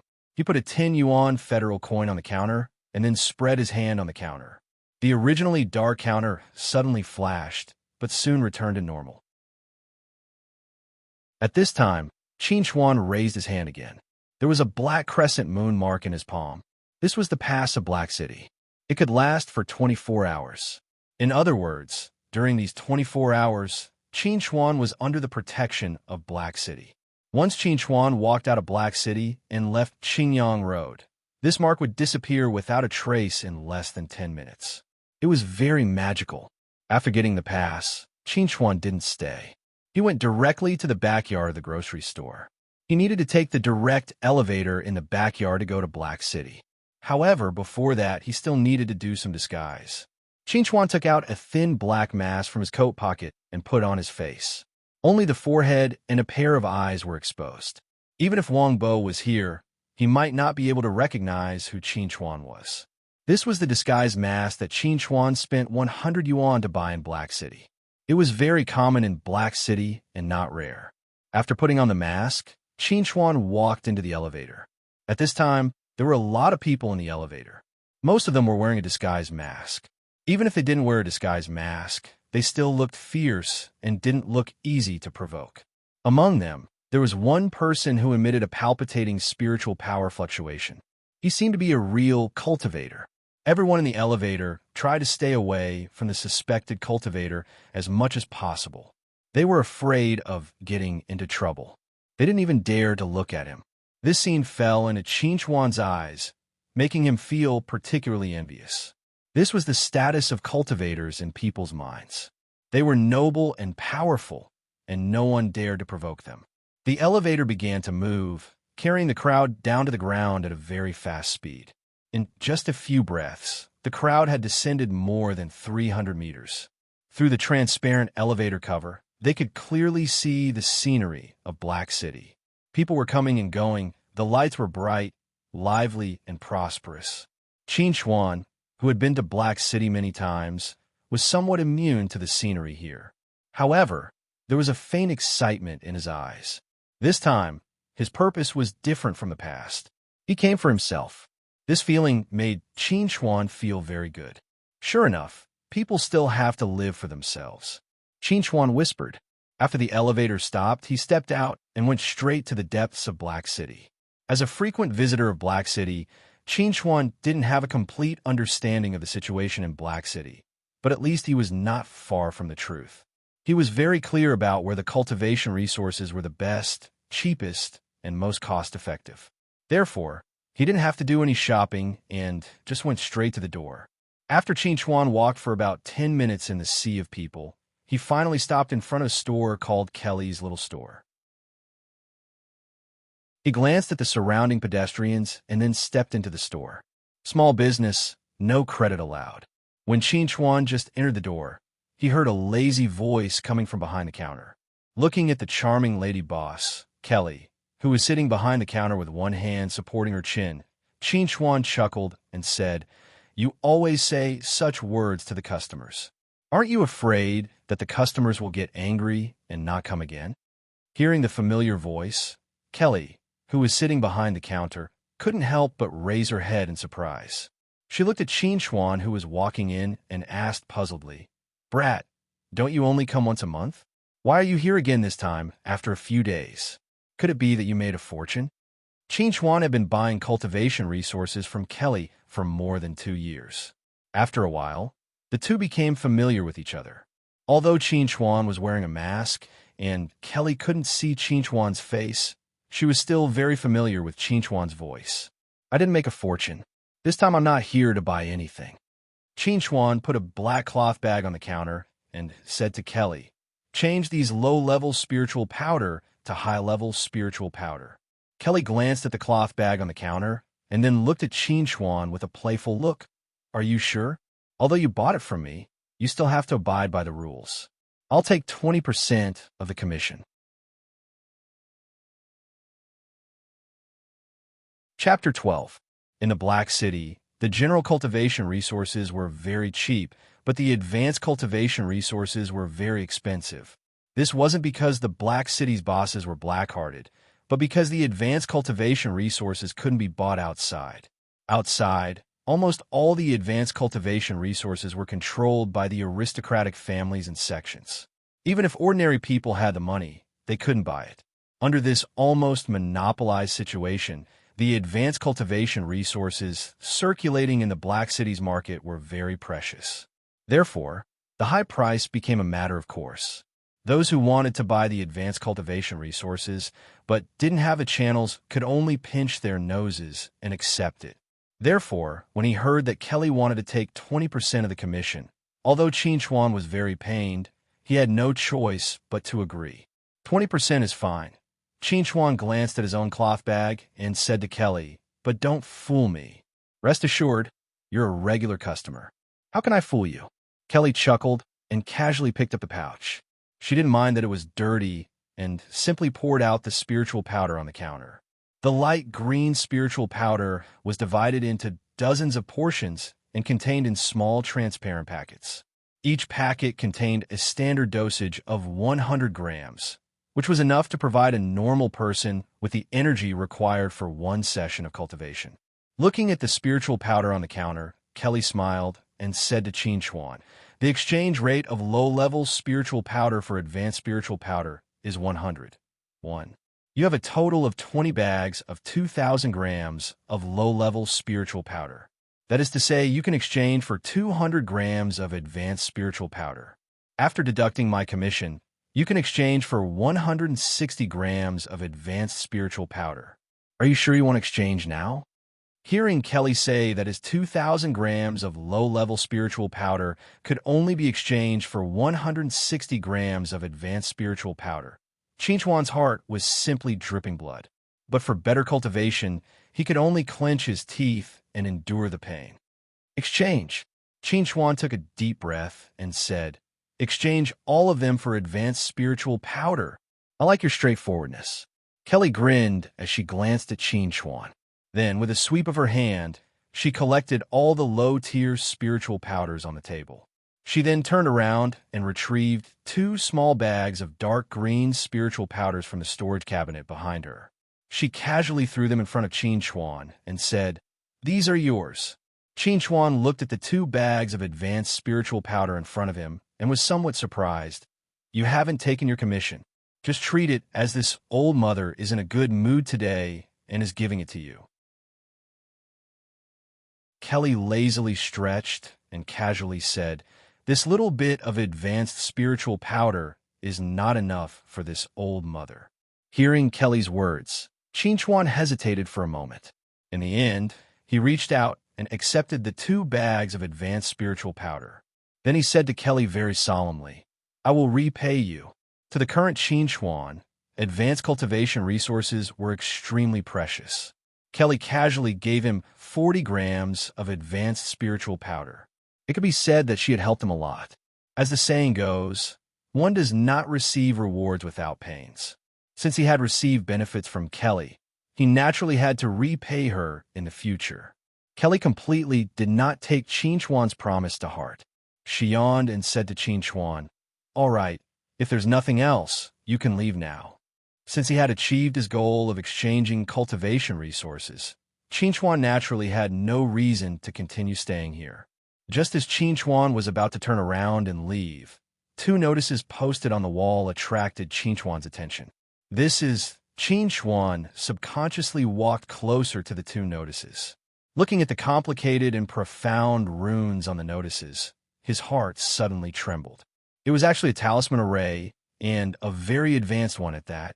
Kelly, who was sitting behind the counter, saw that Qin Chuan did not leave and instead walked towards the two notices. She couldn't help but lightly raise her eyebrows and remind Qin Chuan, "Kid, be careful. You will get dizzy if you look at this talisman array for too long." Qin Chuan ignored Kelly's warning. His eyes were fixed on the talisman array for a long time. Then he slowly turned his head to look at Kelly and asked with a somewhat excited voice, "Lady Boss, is what's written on the notice real? As long as you can recognize what kind of talisman array this is, you will be given 100,000 yuan. Of course it's real, but you..." Kelly suddenly sat up straight and stared sharply at Qin Chuan. She asked, "You recognize that talisman array?" I don't recognize it." Qin Chuan originally wanted to admit it, but he suddenly recalled Zhou Meng's warning. Thus, he changed his words and said, "But I have an elder who is a talisman array master. He will definitely be able to recognize what this talisman array is."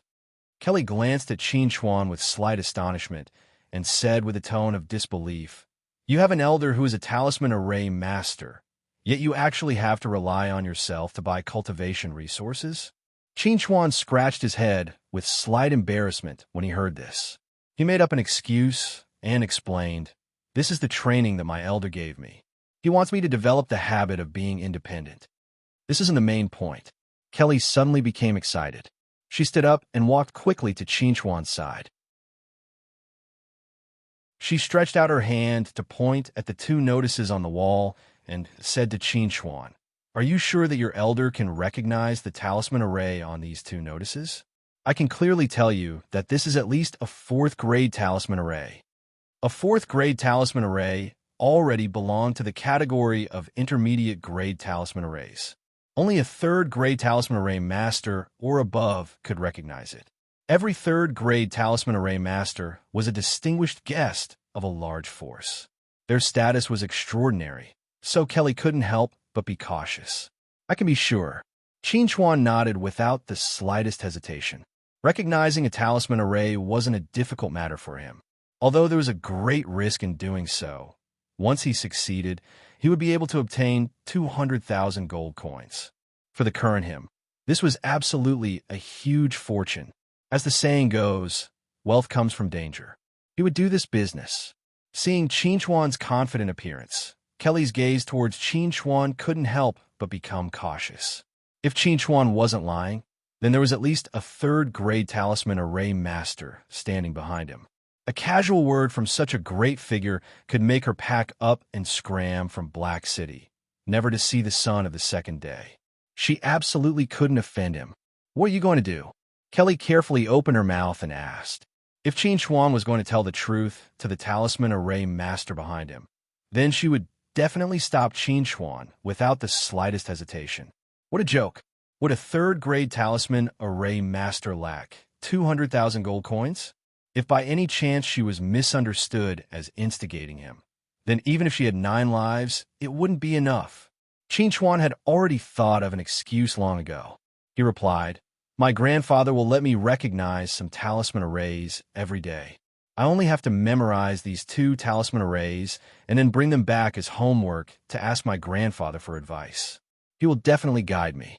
At that time, I will say that I saw it on someone else's artifact and not you. Of course, it's best that you don't leak it out." "Grandfather?"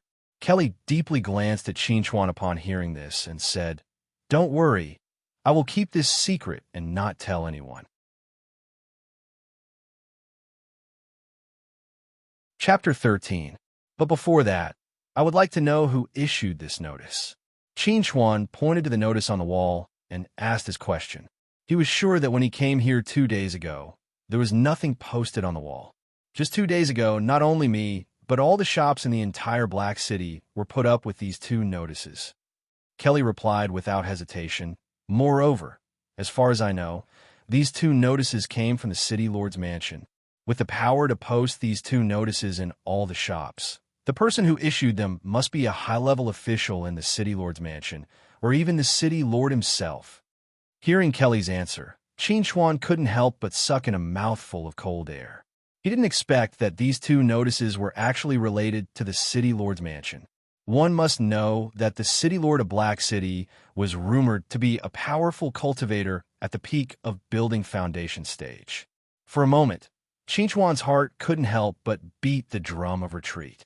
If by any chance he was targeted by the City Lord's mansion because of the identification of the array glyphs, then it wouldn't be good. Taking such a big risk for 200,000, was it worth it? Just when Qin Chuan's heart was hesitating, Kelly's phone suddenly rang. She took out the phone and glanced at it, then raised her eyes to look at Qin Chuan with a strange look and whispered, "I just got the notice that the City Lord's mansion issued another order. The price of these 2 notices has changed. As long as you can identify one of the array glyphs, you will be given 200,000, and if you can identify both, you will be given 500,000. 500,000. This was a huge sum of money. It was more than twice as much as before. Let's do it. Qin Chuan fiercely clenched his teeth. Sure enough, riches and honor can only be found in danger. I'll go back tonight and ask my grandfather. Tomorrow night, I'll come back here. You prepare some body forging and advanced training resources that can help develop the brain for me in advance. I'll buy them at that time." Qin Chuan stared at Kelly solemnly and said in a deep voice, "You can't let anyone know about my grandfather. Otherwise, I'll only get beaten up at most, but you'll lose your life." Qin Chuan had to ensure that nothing went wrong when it came to the City Lord's mansion. And to ensure that nothing went wrong, Kelly, as an insider, had to keep her mouth shut. Kelly nodded solemnly and said, "Don't worry, I'll keep it a secret." What a joke. Only an idiot would do something like offending a great figure like a talisman formation master. After receiving Kelly's promise, Qin Chuan did not hesitate any longer and turned to leave. Regardless of whether Kelly was reliable or not, once the transaction was completed tomorrow night, he would immediately leave the Black City. For a short period of time, he would absolutely not set foot in the Black City again. He had to avoid the limelight first, since he learned that Qin Chuan's grandfather was at least a level 3 talisman formation master. Kelly's mood had been in a constant state of excitement. This was a level 3 talisman formation master. Even the speaker of the state capital of Qing had to respectfully address him as a master. Thinking that she was about to have a connection with such a great figure, Kelly's mood was excited and somewhat perturbed. If she reported the names of the 2 runes, it would inevitably attract the attention of the City Lord's mansion. If the City Lord's mansion asked about the origin of the names of the 2 runes, should she say it or not? If she said it, she would inevitably offend Qin Chuan and the talisman formation master behind Qin Chuan. If she didn't say it, then she would inevitably offend the City Lord's mansion. It could be said that it was extremely difficult to survive in the cracks. Now, Kelly could only pin her hopes on the City Lord's mansion not being willing to delve into this matter and offend a level 3 talisman formation master. Otherwise, her future days would be really difficult. For the permanent residency in the Black City and the store's permanent property rights, I'll fight. Kelly fiercely gritted her teeth. Riches and honor were found in danger. If she didn't fight, how would she know it wouldn't work? When Qin Chuan once again came to Kelly's store on the night of the second day, what he saw was Kelly with disheveled hair and 2 dark circles around her eyes. This gave Qin Chuan a fright. Could it be that the City Lord's mansion had already received the news in advance and interrogated Kelly overnight? How could Qin Chuan know that Kelly was so excited that she didn't sleep for the entire night and sat in the store for the entire day? Her emotions were too excited, causing her to become like this. Seeing that Qin Chuan's face revealed a somewhat flustered expression, Kelly knew that Qin Chuan had misunderstood. She hurriedly explained, "Don't be agitated. I was just a little excited last night and didn't sleep well." That's why I became like this. There's absolutely no third person who knows about our matter. Hearing Kelly's explanation, Qinchuan's heart also heaved a sigh of relief. Then he sat down in front of the counter and whispered to Kelly, "Yesterday, I've already asked my grandfather. I already know the names of the 2 talisman arrays." While speaking, Qinchuan handed a piece of paper to Kelly. He wasn't worried that Kelly would embezzle the reward that belonged to her. Kelly looked at the piece of paper that Qinchuan handed over. Her eyes couldn't help but light up. She stretched out her trembling hand and took the piece of paper in her hand. She took a deep breath and said to Qinchuan, "Wait for me for a moment." After saying that, Kelly got up and went to close the store's door.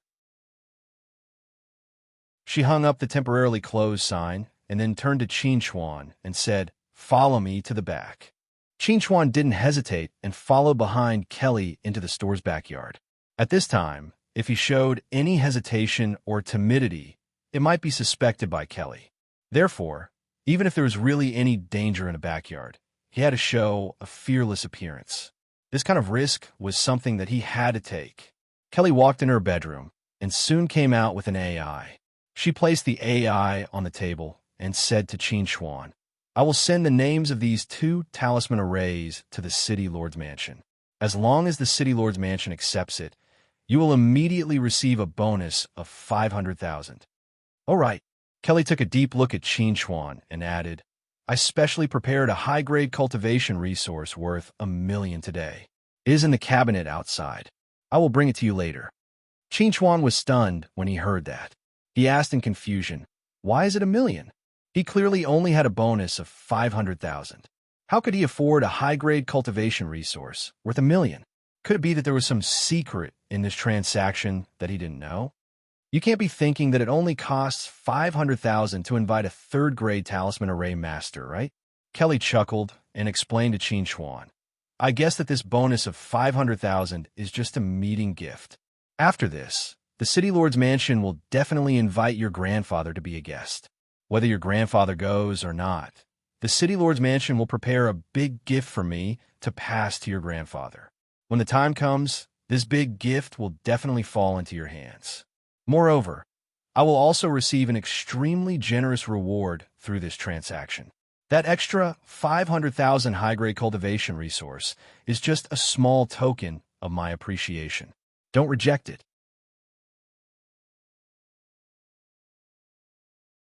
Chapter 14.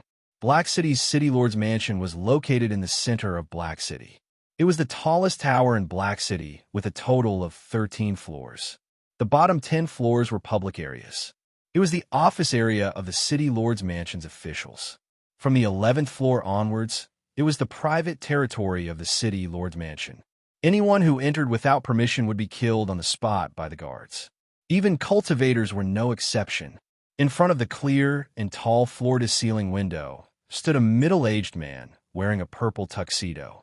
He was tall and straight with a grave and stern face. His whole body emitted a power that made people's heart palpitate. He was Black City's City Lord, Chu Hua, a powerful cultivator at the peak of foundation establishment stage. Chu Hua had been standing in front of this floor-to-ceiling window for 3 whole days. In these 3 days, he didn't drink a single drop of water. His body also didn't move an inch. No one knew what he was thinking about, and no one dared to disturb him. Da-da-da. A burst of crisp sound of high heels hitting the ground came from afar. A tall and beautiful figure wearing a black uniform slowly walked out from the shadows and stood behind Chu Hua. She respectfully said to Chu Hua, "My lord, there's news." Hearing the woman's words, Chu Hua slowly turned around and faced his assistant. His voice was low and deep. "Speak." The owner of a shop called Kelly's Little Store sent news. Those 2 talisman arrays were recognized by a talisman array master who happened to pass by and left behind the name of the talisman arrays. While speaking, Chu Ning handed a document to Chu Hua. The names of the 2 talisman arrays were written on it. Chu Hua reached out and took the document from Chu Ning's hand. He opened it and took a look. Immediately, those rippleless eyes of his suddenly burst out with a bright brilliance. Spirit receiving talisman array, spirit injecting talisman array. In this world, there are still people who can recognize these two talisman arrays. Good, very good. Chu Hua suddenly laughed out loud. His eyes were excitedly looking at the document in his hand. He loudly said, "With these two talisman arrays, this lord can expect to reach the gold core stage." Hearing Chu Hua's words, Chu Ning also happily laughed. "Congratulations, City Lord. Congratulations, City Lord. How is it?" In the shop, Qin Chuan was extremely anxious. However, he couldn't show anything on the surface. He could only pretend as if nothing had happened and casually asked a question. "There's news." Kelly looked at the reply on the photon computer and said excitedly to Qin Chuan, "The reward has been transferred to the account I provided." Apart from the monetary gift, the City Lord's mansion also sent over the property certificate of Kelly's little store, as well as the identity card that symbolized his status as a permanent resident of Black City. "Very good," Qin Chuan immediately said to Kelly when he heard the news. "Give me the cultivation resources immediately. I'm leaving." Kelly already knew that Qin Chuan would leave immediately after hearing the news. She didn't hesitate and went to the cabinet with Qin Chuan. She took out a black leather backpack the size of a school bag and handed it to Qin Chuan. "This is a space bag made from the skin of a black-scaled python. Everything you need is inside. Take this backpack as my gift to you." The market price of a space bag was about 100,000 yuan. Although it wasn't cheap, it was still insignificant when compared to the permanent resident certificate and property certificate that she obtained. Qin Chuan didn't talk nonsense. He carried the backpack and went out. He walked quickly toward the elevator without stopping for a moment, fearing that he would be stopped if he was slow. Qin Chuan was right.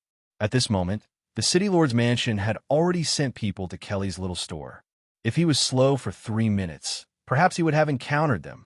Kelly stood at the entrance of a shop and watched Qin Chuan's figure disappear into the crowd. Her face was full of determination. She was very clear that the people from the City Lord's mansion were already on their way. If she let Qin Chuan leave just like that, she would definitely offend the City Lord's mansion. She might even receive some punishment. However, she didn't have a choice. If she didn't offend the City Lord's mansion, then she could only offend the talisman array master behind Qin Chuan. She chose the lesser of two evils. Compared to offending a talisman array master with a noble status, she was more willing to offend the City Lord's mansion. Just when Kelly was about to turn around and return to the shop, a series of engine roars came from afar. Several luxurious black flying shuttles flew over at high speed and gradually stopped in front of Kelly's little store. Kelly couldn't help but widen her eyes when she saw the black flying shuttles that suddenly appeared. Only the City Lord's personal guards were qualified to drive these shuttles. Could it be that the person who made the announcement was really the City Lord? Just when Kelly was in shock, the door of the leading flying shuttle slowly opened. A tall and beautiful figure walked out from it. Kelly recognized this person with a single glance. She was the spokesperson of the City Lord's mansion, the daughter of the City Lord, Chu Ning. Chu Ning looked at Kelly indifferently and asked, "Where is the Grand Master?" Facing Chu Ning's extremely oppressive aura, Kelly braced herself and said, "The Grand Master has already left." "Left?" Chu Ning frowned slightly. "When did he leave?" "He has been gone for quite a while." Kelly lied. "I don't know where exactly he went. I didn't dare to ask too much and didn't dare to stop him." Hearing Kelly's answer, Chu Ning was slightly disappointed. However, she didn't have any intention to pursue the matter. She asked again, "Do you know what that array master looks like?" "I don't know. He was wearing a disguised mask." Kelly answered honestly. Although she had known Qin Chuan for a long time, she really didn't know what Qin Chuan looked like. Facing Kelly's ignorance, Chu Ning couldn't be bothered to continue kissing her. She could only instruct, "Remember, if that Grand Master comes to your place again, you must inform the City Lord's mansion immediately. When the time comes, you will definitely be rewarded." "Yes, I understand." Kelly nodded respectfully. As for what she was thinking in her heart, no one knew. Chu Ning didn't stay there for long. She directly boarded the flying shuttle and left. She didn't suspect whether Kelly was telling the truth. In her opinion, Kelly shouldn't have the guts to deceive the City Lord's mansion. Moreover, facing a distinguished array master, even she wouldn't dare to say much. It was normal that Kelly didn't know anything. Moreover, she and the city lord didn't even think of stopping this array master immediately. They only needed to know that there was such an existence in the state capital of Qing. That was enough. As for other matters, there was still a long way to go. They could afford to wait and take it slowly. On the other side, Qin Chuan had already boarded the elevator to leave Black City. Looking at the Black City that was getting further and further away from him, Qin Chuan's nervous heart finally relaxed. It seemed that he should be able to leave safely today. Thinking of the 1 million high-grade cultivation resources in his backpack, Qin Chuan's heart couldn't help but beat wildly. With this amount of cultivation resources, he would definitely be able to advance by leaps and bounds in the body tempering stage. Chapter 15. Chu Ning didn't go anywhere else and directly took the flying shuttle back to the city lord's estate. He once again arrived before the floor-to-ceiling window and stood before Chu Hua. When he saw Chu Ning return alone and so quickly, Chu Hua knew that Chu Ning's operation this time didn't go smoothly, so he asked, "You didn't see that talisman formation master?" "No, he left very quickly, and it was already too late when I arrived." Chu Ning shook his head and said, "But I've already instructed that if that talisman formation master appears again, the shop owner will notify us at the first possible moment." Chu Hua chuckled and shook his head. "It's useless. Even if that talisman formation master comes, the shop owner might not notify us." Chu Ning frowned slightly and said in a low voice, "How dare she? Do you think it's more dangerous to offend our city lord's estate or to offend a talisman formation master?" Chu Hua gazed indifferently at Chu Ning and said, "So long as that shop owner isn't an idiot, then she'll surely not betray that talisman formation master." When he heard Chu Hua, Chu Ning came to an understanding. Chu Hua was right. If one offended the city lord's estate, then one only had to leave Black City. But once one offended a talisman formation master, who would dare tolerate one? When he understood all of this, Chu Ning couldn't help but ask with slight bewilderment, "Then wouldn't that mean that we'll never be able to find that talisman formation master?" "No." Chu Hua shook his head and said, "Since he's willing to make a move, then it means that he's interested in the spirit absorption and spirit injection talisman formations. I don't dare say that in the entire Federation, but at least in the Qing state capital, there shouldn't be anyone besides us that possesses the methods to inscribe these 2 talisman formations. If he wants to learn the methods to inscribe these 2 talisman formations, then he'll surely take the initiative to look for us. We only have to patiently wait for him to deliver himself to us." Chu Ning's eyes couldn't help but light up when he heard Chu Hua's explanation, and he said with slight pleasant surprise, "As expected of father, you've indeed considered more thoroughly than me. But, father, I have a question." Chu Hua asked with slight bewilderment. "Why don't we directly ask those talisman formation masters we know, and instead use the method of posting notices to probe?" As the governor of Black City, Chu Hua held a high position in the state capital of Qing and knew many talisman formation masters. If Chu Hua was willing to step in, those talisman formation masters would definitely give Chu Hua face. Why bother? In response to Chu Ning's question, Chu Hua smiled faintly and said, "Most of the talisman formation masters in the state capital of Qing are level 2 talisman formation masters. Only the speaker's friend is a level 3 talisman formation master. The spiritual talisman formation and the spiritual talisman formation are both level 4 talisman formations. With their standards, it is impossible for them to inscribe them. As for the matter of posting the notice, how many people do you think are talisman formation masters among the people who enter and leave our Black City every day, and how many people would be interested in talisman formations that are like talismans? Even if someone was interested, would they be able to understand it? To tell you the truth, not to mention a level 2 talisman formation master, even the speaker's friend might not be able to recognize what these 2 talisman formations are. The talisman formation master that gave the answer at Kelly's store today, even if he isn't a level 4 talisman formation master, he is surely a knowledgeable peak level 3 talisman formation master. Otherwise, Why would I only ask you to inquire about the information and not directly invite that talisman formation master as a guest? Not to mention me.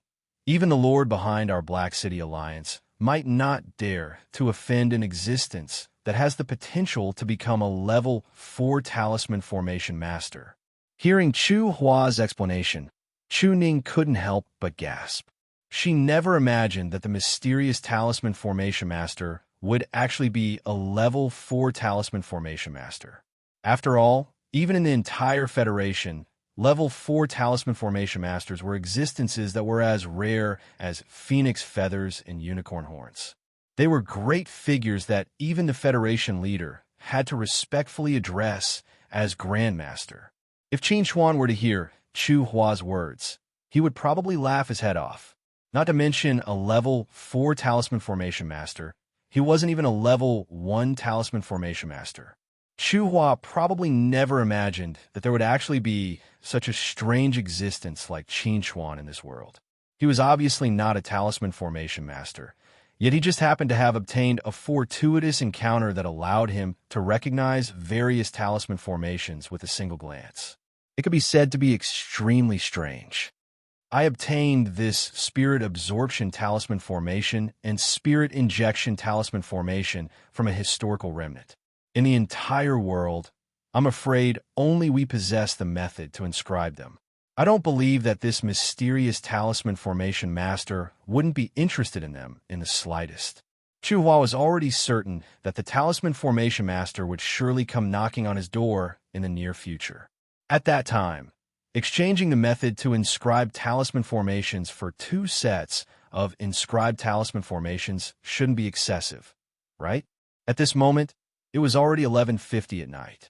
However, Qin Chuan still hadn't gone to sleep. At this moment, he was standing in Zhou Meng's office, and his gaze was filled with excitement as he looked at the sealed cultivation room before him.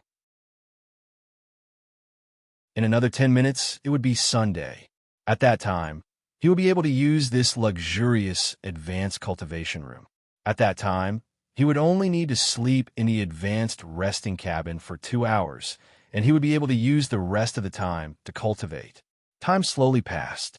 When the needle of the clock pointed to 12, Qin Chuan immediately used the authority that Zhou Meng had given him to open the door to the cultivation room and quickly walked in.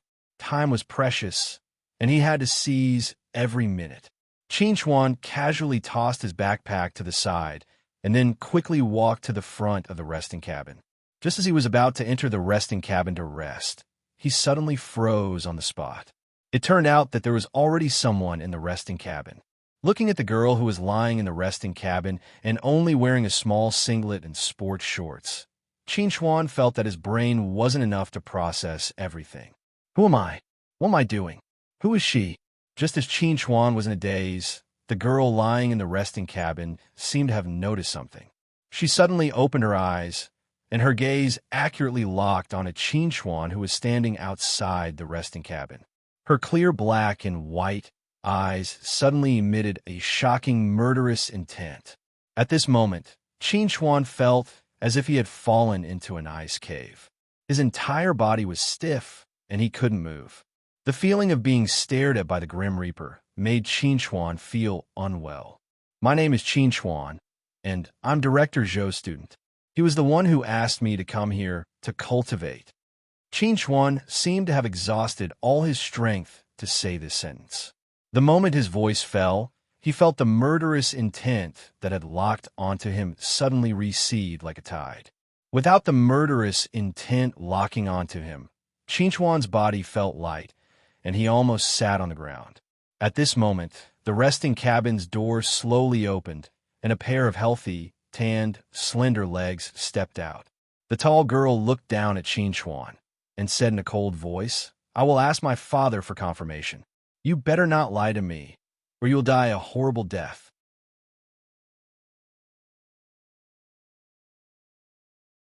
Chapter 16. Father? Hearing the way the girl addressed Zhou Meng, Qin Chuan seemed to have thought of something. He asked the girl in surprise, "Your Director Zhou's daughter, Senior Zhou Lin?" According to Qin Chuan's knowledge, Zhou Meng did have a daughter named Zhou Lin. However, he had only heard of her and had never met her. Zhou Lin put on her jacket and looked at Qin Chuan indifferently. Don't try to get close to me. As long as you didn't get my father's permission to come here, you're going to die. Qin Chuan was speechless. This woman was too unreasonable. She wanted to kill him with her mouth and kill him with her mouth closed. However, when he recalled the feeling of falling into an ice cave, Qin Chuan had to admit that Zhou Lin did indeed have the ability to kill him. She could even kill him in an instant. Judging from her appearance, this woman was not much older than him. How could she emit such a terrifying aura? Could it be that she had already become a true cultivator? Thinking that Zhou Lin was most likely a cultivator, Qin Chuan could not help but feel excited and curious. This was the first time he had met a cultivator his age. He really wanted to ask Zhou Lin what it was like to become a cultivator. However, looking at Zhou Lin's unapproachable appearance, it was obvious that she did not want to chat with him. At this moment, Zhou Meng, who lived in the teacher's dormitory, had received the news and rushed over. He walked into the cultivation room in his pajamas. Looking at Qin Chuan and Zhou Lin standing on both sides of the lounge, he smiled and said, I originally planned to introduce you to each other during the day. I didn't expect you to be in such a hurry to cultivate. Qin Chuan scratched his head in embarrassment and said, I'm sorry. I didn't expect to cause such a misunderstanding.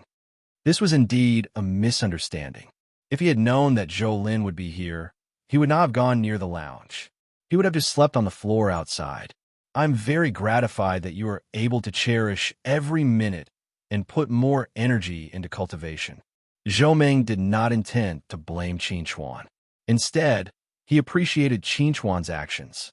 In this day and age, there are not many young people who are willing to race against time to cultivate. As he spoke, Zhou Meng turned to look at Zhou Lin and said, He's Qin Chuan.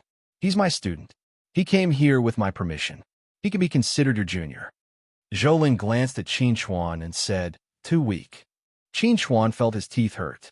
Was he being looked down upon? However, compared to Zhou Lin, his strength was indeed a little too weak. Just one look from her was enough to scare him to the point that he didn't dare to move. If he wasn't weak, then what was he? Qin Chuan is a child from the slums. He has not received any systematic training since he was young.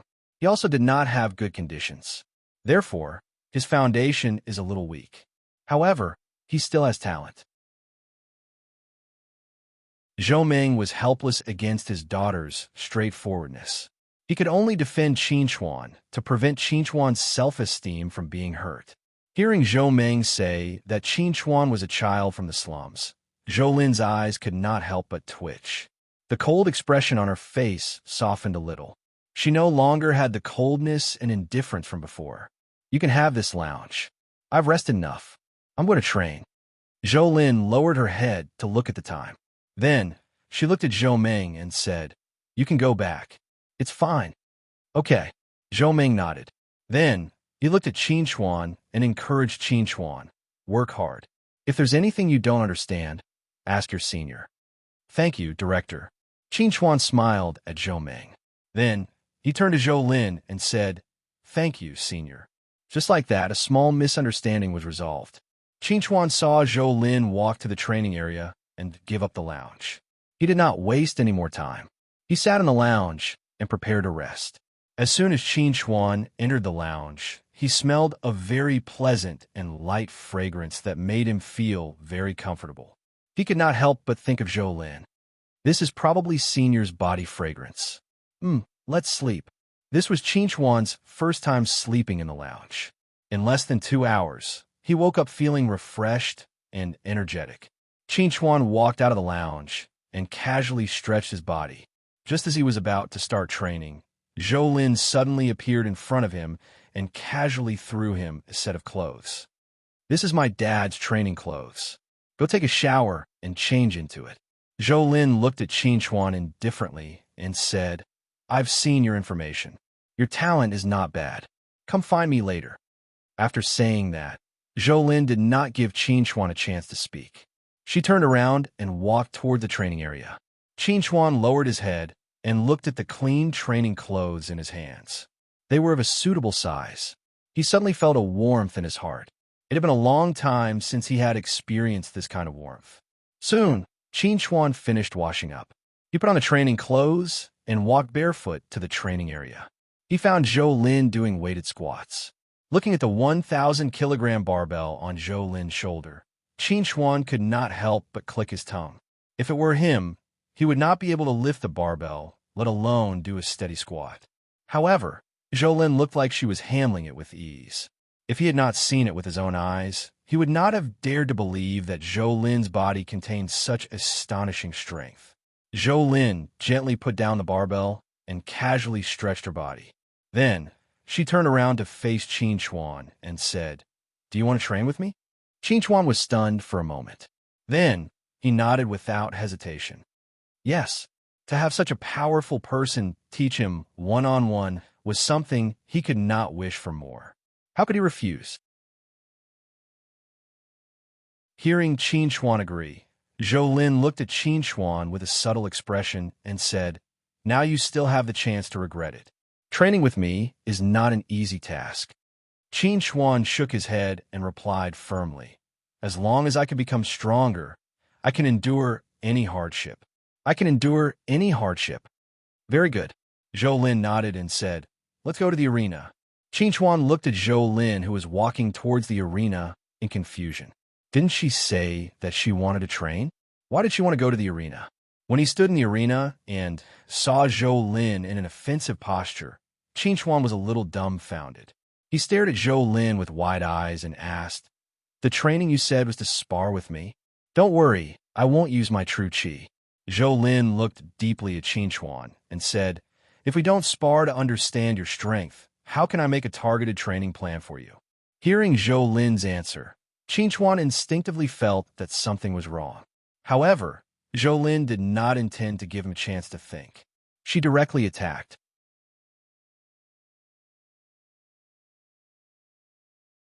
Chapter 17. Although Zhou Lin did not use her qi, she was still much stronger than Qin Chuan. She took a step forward, clenched her right hand into a fist, and swung it straight at Qin Chuan. Her speed was not fast, but her strength was extremely ferocious. If Qin Chuan was not careful, he would inevitably suffer. Facing Zhou Lin's small fist, Qin Chuan did not dare to be careless. He subconsciously chose to dodge. He took a step to the side and twisted his body. Just as he was about to dodge the punch, Zhou Lin suddenly lifted her leg and gently swept Qin Chuan's heel. This caused Qin Chuan to lose his balance and sit on the ground. Do you think the enemy will only use their fists to attack you? What's the use of dodging the punch? If I wanted to kill you, that kick would have taken your life. Again, once she started training, Zhou Lin became serious. She unceremoniously reprimanded Qin Chuan. Qin Chuan did not feel embarrassed. Instead, he seriously remembered Zhou Lin's words and got up from the ground. "This time, it's your turn to attack."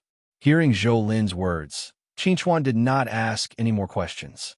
He immediately launched an attack on Zhou Lin. "Your punch is too slow. Did you not eat enough?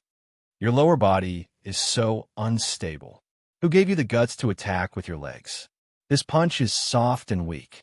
It's not even comparable to a woman's. Are you still a man? Why are you grimacing? Does it hurt? If it hurts, then shout.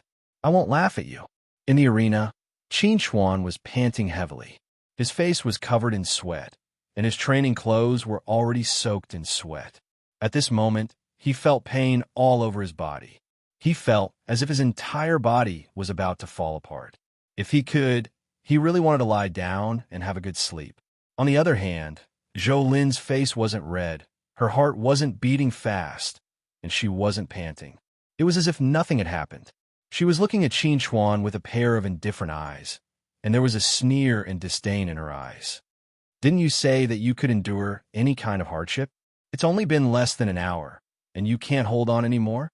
Qin Chuan wanted to refute Zhou Lin's mockery, but he only had the strength to breathe. How could he have the strength to speak? He could only stare at Zhou Lin stubbornly, expressing his inner dissatisfaction. Seeing that Qin Chuan was unconvinced, Zhou Lin did not continue tormenting Qin Chuan. Instead, she leaped off the arena and walked to the side of the cultivation cabin. Then she waved at Qin Chuan and said, "Come here, take off your clothes and enter." Qin Chuan walked down the arena with some difficulty. He moved to the front of the cultivation cabin bit by bit. Before he could lift his hand to take off his clothes, Zhou Lin had already impatiently reached out and stripped off his clothes, leaving only a pair of black shorts. Looking at the bruises all over Qin Chuan's thin and weak body, Zhou Lin nodded with satisfaction. Then she pushed the weak Qin Chuan into the cultivation cabin and turned on the nutrition treatment mode. Soon, the cultivation cabin was filled with a dark green nutrient solution. Qin Chuan's face could not help but show a hint of pain. It was really too painful, but it was really so good. Qin Chuan soaked in the nutrient solution. He felt as if there were countless small hands on his body, massaging and relaxing his muscles. This was a feeling he had never experienced before. It was simply too wonderful. However, happy times were always short-lived. In less than 20 minutes, Zhou Lin pulled Qin Chuan out of the cultivation cabin. At this time, the bruises on Qin Chuan's body had completely disappeared. He seemed to have returned to his peak state and even had a faint breakthrough. This unprecedented feeling of strength made Qin Chuan excited. This beating was not in vain. Qin Chuan looked at Zhou Lin with anticipation. He was looking forward to the fight as much as he was against it before. Don't think about it. With your current body condition, you can at most soak in the nutrient solution once a day. Any more, and you won't be able to take it. Zhou Lin glanced at Qin Chuan indifferently and said, "Put on your clothes and go train by yourself." Although he was a little regretful that he could not continue the wonderful experience just now, Qin Chuan was also a very contented person. He quickly put on the clean training clothes, then walked to his backpack and took out the things inside. This backpack was called a space bag, but the space inside was at most the size of 2 backpacks. There were not many things that could be stored inside.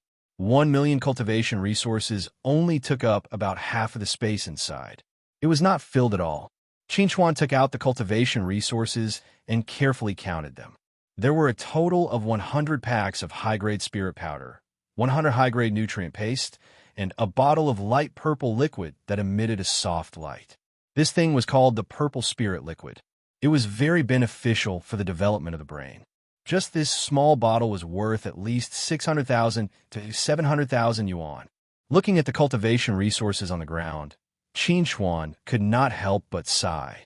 1 million cultivation resources sounded like a lot, but in fact it was only enough to support him to cultivate to the peak of the body tempering stage. This was under the condition that he was living frugally. In the future, the cultivation resources he would need would be an astronomical figure. Not to mention other things, just the nutrient solution he soaked in just now was definitely worth more than 1 million yuan. If Zhou Lin did not take the initiative to ask, he would never open his mouth to ask. Although Zhou Lin did not say anything, Qin Chuan had already remembered this kindness in his heart. Now, he suddenly understood why Wang Wenxue agreed to be Lu Cheng's girlfriend. However, understanding was one thing, and whether or not she approved of it was another. Qin Chuan shook his head forcefully. He stopped thinking about it and prepared to start the cultivation of the brain development. He picked up the bottle of purple spirit liquid and carefully poured out 3 drops. Then, he smeared them on his forehead. When the 3 drops of purple spirit liquid were evenly spread out by Qin Chuan's fingers, his brain suddenly felt a cooling sensation. At this moment, his thoughts were emptied and he entered a state of confusion. This feeling came quickly and left just as quickly. In just a short 3 minutes, the purple spirit liquid lost its effect. Qin Chuan had no choice but to withdraw from that state of emptiness. He closed his eyes and carefully sensed the changes in his body. He could clearly feel that his perception had become stronger and he had a better understanding of his body. As expected of the purple spirit liquid, Qin Chuan opened his eyes and looked at the bottle of purple spirit liquid in his hand. This bottle of purple spirit liquid had about 100 drops. In other words, it could allow him to cultivate in that state of emptiness for about 100 minutes. His brain development could increase by about 5%. However, When he thought about how he would not have the money to buy more once this bottle of purple spirit liquid was used up, Qin Chuan could not help but sigh. It was indeed difficult for the poor to cultivate.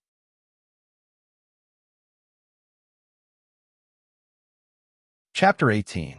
When Zhou Meng reappeared in the cultivation room, it was already noon. He had brought 2 sets of lunch. As soon as he entered the room, he saw Qin Chuan sitting cross-legged on the floor, meditating. Zhou Lin was also observing Qin Chuan from a distance. Zhou Meng carried the food to Zhou Lin's side and asked, "How do you feel?" Zhou Lin reached out and took the food from Zhou Meng's hands. She said, "He's very hard-working and can endure hardships." Zhou Lin and Qin Chuan had not known each other for long. Although she did not know much about him, she could still see some things. At least, hard-working and enduring hardships were 2 qualities that could not be faked. Children from the slums understand the value of strength and the difficulty of cultivation better than children from aristocratic families. It's only natural for them to be hard-working and able to endure hardships. Zhou Meng glanced at Qin Chuan, who was meditating with gratification. He was quite satisfied with Zhou Lin's evaluation of Qin Chuan. "I just checked.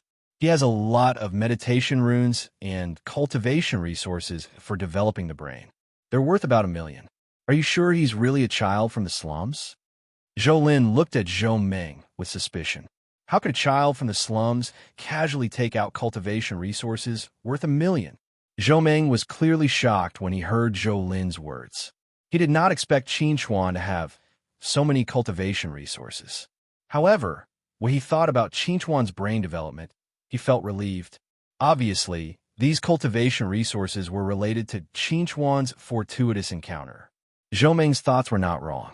After all, Qin Chuan's fortuitous encounter included the potential to become a talisman formation master and his outstanding eyesight. He had a fortuitous encounter. These cultivation resources should be related to his fortuitous encounter. Zhou Lin did not ask any more questions after hearing Zhou Meng's explanation. Everyone had their own secrets. She was not interested in finding out what kind of fortuitous encounter Qin Chuan had. As long as the cultivation resources in Qin Chuan's hands were not stolen or snatched, it was fine. "I'm going back to school tonight." Zhou Lin sat down on a chair at the side, picked up the food, and started eating. She didn't care about her image. Zhou Meng was already used to Zhou Lin's carelessness, so he didn't say anything. Go back and cultivate well." Zhou Meng patted Zhou Lin's shoulder and said, "You still have a heavy burden on you. Perhaps when this kid grows up, he can help you share some of it." Zhou Lin was shocked. Originally, Zhou Lin thought that Zhou Meng only helped Qin Chuan because of his pitiful background. She didn't expect that Zhou Meng had a deeper meaning behind it. "Although I'm not sure yet, I have a feeling that it's him." Zhou Meng looked at Zhou Lin seriously and said, "I believe in my own judgment and your evaluation of him." Zhou Lin suddenly put down her chopsticks and stood up. With a serious expression, she said to Zhou Meng, "I want to apply for leave from school for a week." Zhou Meng was a little surprised. Then he thought of something and frowned. "You don't trust my judgment, so you want to observe him personally? Your judgment can't be wrong, but I'm afraid that his ability isn't good enough." Zhou Lin looked at Qin Chuan with a deep gaze and said firmly, "Only the strong can become my companion." Seeing Zhou Lin so determined, Zhou Meng stopped trying to persuade her. Letting Zhou Lin spend a week with Qin Chuan would be beneficial for Qin Chuan's growth. Coincidentally, it would also allow Zhou Lin and Qin Chuan to develop a tacit understanding. If they really had to fight side by side in the future, they wouldn't drag each other down. "I'll do as you say." Zhou Meng also wanted to see how far Qin Chuan could go in a week. Meditation runes used to be a very difficult task for Qin Chuan. He couldn't even completely meditate on the simplest clear water rune. However, it was different now. His brain had been greatly developed. At the same time, with the help of high-grade spirit powder, he was able to completely meditate on a low-grade yellow level clear water rune in less than 10 minutes. Qin Chuan's heart skipped a beat. A pale golden rune slowly appeared on his palm. It was like a stream of water that slowly flowed in his palm, emitting a cool feeling. At this moment, as long as Qin Chuan was willing, This rune could turn into a puddle of clear water at any time to quench his thirst or wash his face. This was the first time Qin Chuan had experienced the mysteries of runes. It also made him look forward to becoming a self-cultivator. This clear water rune only persisted in Qin Chuan's palm for a moment before dissipating. At this moment, Qin Chuan felt that his body was clearly getting tired. Meditating on a rune was still a bit too strenuous for the current him. Just as Qin Chuan was about to start the next step of the thunder-devouring art cultivation, Zhou Lin suddenly squatted down in front of him. Seeing Zhou Lin's sudden appearance, Qin Chuan smiled slightly and asked, "Senior sister, is there anything I can help you with? My dad came by just now. He talked to me about you. Although your brain development is very high, your control of it is not high. Moreover, your physical fitness can't keep up with your current state. You should be able to feel it." Hearing Zhou Lin's words, Qin Chuan nodded slightly and answered honestly, "I can feel it. My current body is like an old optical computer with the latest chip installed. The optical computer can't support the chip at full speed. If I want to change this situation, I have to modify the optical computer." Zhou Lin nodded and said, "You have a clear understanding of yourself. Now, I have a way to help you completely control your current strength in a short period of time. However, you'll have to pay a price. Are you willing to do so?" Looking at Zhou Lin's serious expression, Qin Chuan was somewhat curious. "Why are you so good to me? Just because of my identity as a slum dweller?" Qin Chuan was not a child who did not know anything. If it was only because of his identity, Zhou Meng and Zhou Lin would not have spared no effort to help him. Besides his fortuitous encounter, there must be something else that Zhou Meng and Zhou Lin paid attention to. It was just that he did not know about it yet. Since you can sense it, at least you're not an idiot. Zhou Lin looked deeply at Qin Chuan. "However, you don't have a right to know these things now. After a week, if your performance can satisfy me, I will tell you some things. Now, I want your answer." Qin Chuan looked seriously at Zhou Lin and answered solemnly, "I'm willing." Qin Chuan was very weak. He also knew that he was weak. Therefore, he would not let go of any opportunity to become stronger. After receiving an affirmative answer from Qin Chuan, Zhou Lin reached out and patted Qin Chuan's shoulder lightly. "I'll wait for you at the school gate at 6 o'clock tomorrow morning."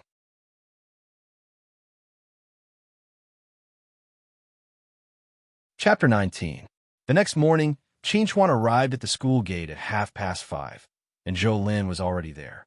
Today, Zhou Lin was wearing a black combat uniform. The combat uniform clung to her body, vividly displaying her perfect figure. It was just that it was still early, and there was no one else besides Qin Chuan who could appreciate such a beautiful scenery. However, Qin Chuan wasn't in the mood to appreciate Zhou Lin's beautiful figure, because his eyes were completely attracted by the dark purple shuttle parked beside Zhou Lin. This was the super shuttle produced by the Federation's largest shuttle manufacturer, the Tianqin Corporation. It was called Skywalker 9, and it was different from other shuttles. The Skywalker 9 took the form of a motorcycle model. It looked cooler and more gorgeous, and its speed was also extremely fast. Its acceleration speed could reach an astonishing 700 kilometers per second, which was almost the limit of a small shuttle.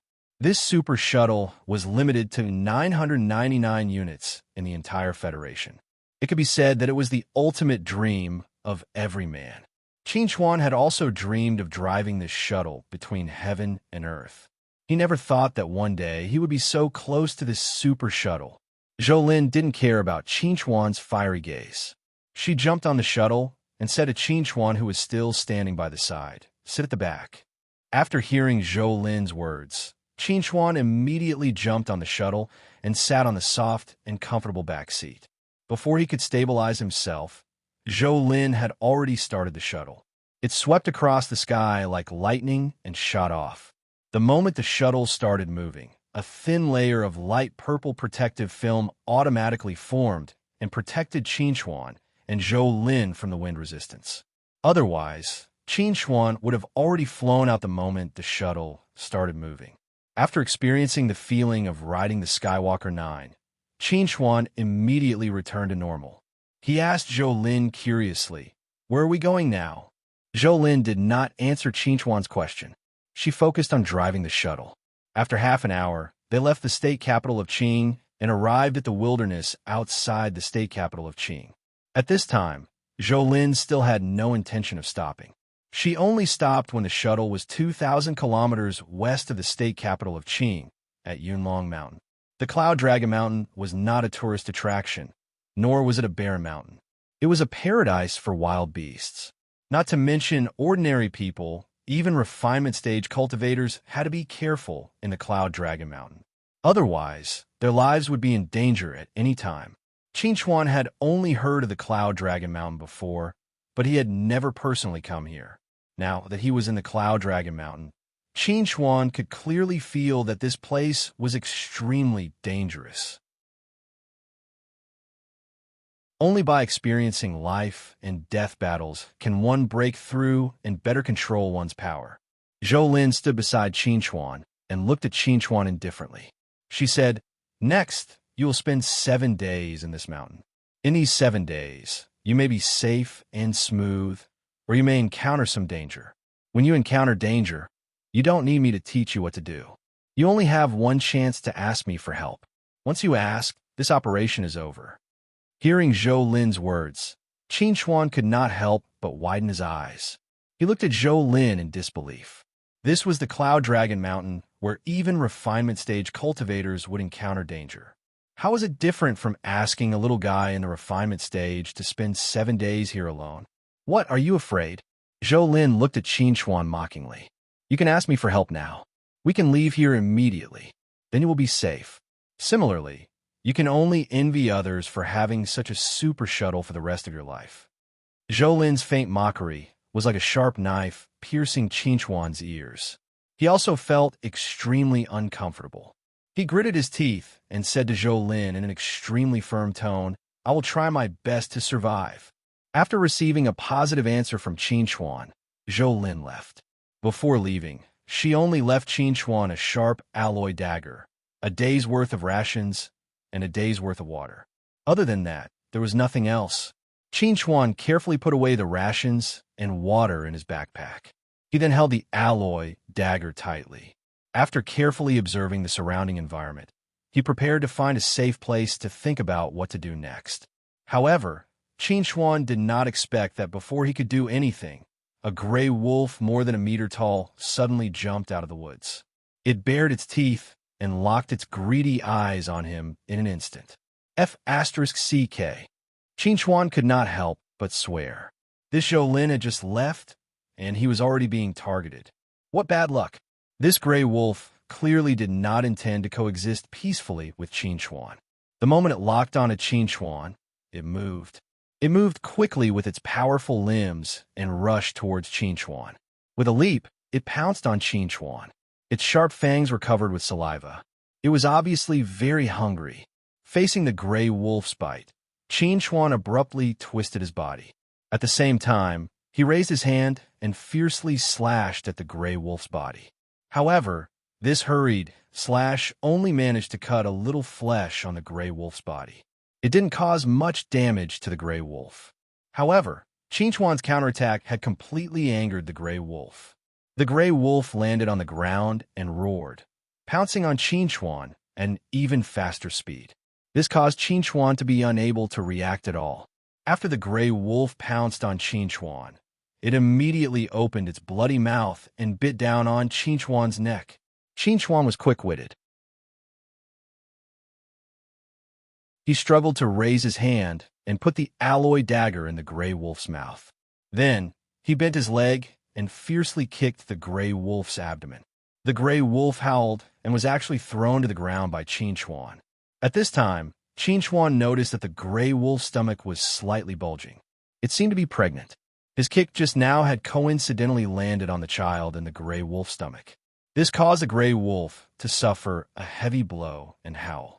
The imminent crisis of death caused Qinchuan's eyes to turn red. He struggled to turn over and forcefully stabbed the dagger in his hand into the gray wolf's stomach. Blood splattered and dyed the gray wolf's stomach red. At the same time, it also dyed Qinchuan's cheeks red. The The scalding blood splashed on Chinchuan's face, causing his body to tremble. His eyes gradually regained clarity. Looking at the gray wolf that had gradually lost its strength to struggle under his hands, he realized that he had defeated the gray wolf and survived. Chinchuan sat on the ground with a plop. He gasped for breath. His face was full of the color of surviving a disaster. If it had been a male wolf or an unpregnant female wolf that had pounced on him just now, he might have been dead by now.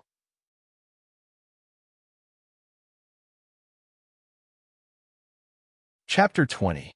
Although Chinchuan was very tired now, and his whole body was soft, as if he had no strength, he did not dare to stay here for long.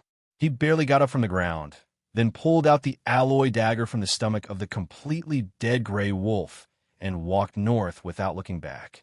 After moving forward for about 100 meters, Chinchuan finally could not hold on and sat down on the ground. He took out water from his backpack and took 2 sips. Then he tore a piece of cloth from his body and soaked it with water to wipe the blood off his face. It was not that Chinchuan liked to be clean, but if the smell of blood was not dealt with, it was very likely to attract other beasts. With Chinchuan's current situation, if he encountered another beast, he would really die. After dealing with everything, Chinchuan leaned against the tree trunk and began to think about what to do next. In his current situation, it was best to find a safer place to hide and survive these 7 days. But if he really did this, even if he passed this assessment, it would be meaningless. He would not be able to get anything from this assessment. In the end, he had entered the Cloud Dragon Mountain to cultivate and become stronger, not to live an ignoble life. After understanding his purpose, Chinchuan made a decision. He wanted to fight crazily. Hiss! Just when Chinchuan decided to fight all the way, a hissing sound suddenly came to his ears, and he could smell a fishy smell. This made Chinchuan's expression change drastically. He almost subconsciously raised his hand and stabbed the alloy dagger into the tree trunk above his head. At the same time, he quickly rolled forward, away from the big tree behind him. Chinchuan got up from the ground and looked at the python that was more than 2 meters long and as thick as an arm that was nailed to the tree trunk by his dagger. A layer of fine sweat could not help but ooze out of his forehead. If his reaction had been a little slower just now, this python would definitely have bitten his throat in an instant and sucked his blood dry. It's really exciting. Chinchuan had lived for so long, but this was the first time he had experienced something so exciting. In less than 10 minutes, he had encountered danger twice, and this was only the beginning of the 7 days. Although he had almost died under the python's fangs, this experience had allowed Chinchuan to grow a lot. This was because he had suddenly realized the use of his perception in this wilderness survival. Just now, the reason why Chinchuan was able to accurately lock onto the python's location and stab it with his dagger was because his perception played a role in that critical moment, allowing him to predict the python's movements. Chinchuan had experienced this feeling once with Mahjong, and it was also a subconscious response. Senior sister is right. Only by experiencing life and death battles can I grow quickly. Chinchuan let out a long sigh of relief. If he could use his perception flexibly, the 7 days of his journey in the Cloud Dragon Mountain might have been much smoother. Walala! Next to a clear stream, a bare-chested teenager was squatting by the stream to deal with the fat fish in his hand. A bonfire had been set up next to him, and he was roasting wet clothes. The teenager put the processed fat fish into the branches, put the fat fish on the fire with a smile, then sat by the side and hummed a tune leisurely. This leisurely teenager was none other than Chinchuan, who had entered the Cloud Dragon Mountain to gain experience. At this time, it was already the 6th day he had spent in this Cloud Dragon Mountain. Compared to the first day, he could be said to be like a fish in water now. He had a pretty good time. During these 6 days, Chinchuan had to experience at least 4 battles with wild beasts every day. Sometimes it was an encounter, sometimes it was a night attack. Every time he faced a crisis, Chinchuan cleverly used his perception to deal with the wild beasts and finally won. Although 6 days were very short, Chinchuan's growth was extremely exaggerated. He was no longer the ignorant teenager who had strength but did not know how to use it. The dangerous cloud dragon mountain had taught him how to skillfully use the skills and strength he had mastered to fight. At this time, Qin had a deep understanding of a principle, which was that the number of runes mastered and the level of brain development did not determine a person's strength. Only real combat strength was the only standard to test whether a person was strong or not. And now, Qin felt that he was moving in the right direction. Just as Qin was leisurely preparing to embrace the grilled fish that was crispy on the outside and tender on the inside, a heart-palpitating roar suddenly came from the deep forest. An extremely powerful aura was rapidly approaching. After Qin sensed this powerful aura, his face could not help but reveal a dignified expression. He quickly got up and prepared to avoid the owner of this aura. But before he could do anything, a strong body barged into his line of sight in an extremely barbaric manner. It was a huge black bear that was 3 meters tall. Its body was as huge as a small mountain, and there were dozens of wounds on its body. Not only that, but one of its eyes was also destroyed, leaving only a blurry, bloody hole, which added to its fierce aura. Looking at the huge black bear in front of him, Qin felt unwell. He had stayed in the Cloud Dragon Mountain for 6 days, and this was the first time he had encountered such a terrifying big fellow. This black bear is definitely not something I can deal with.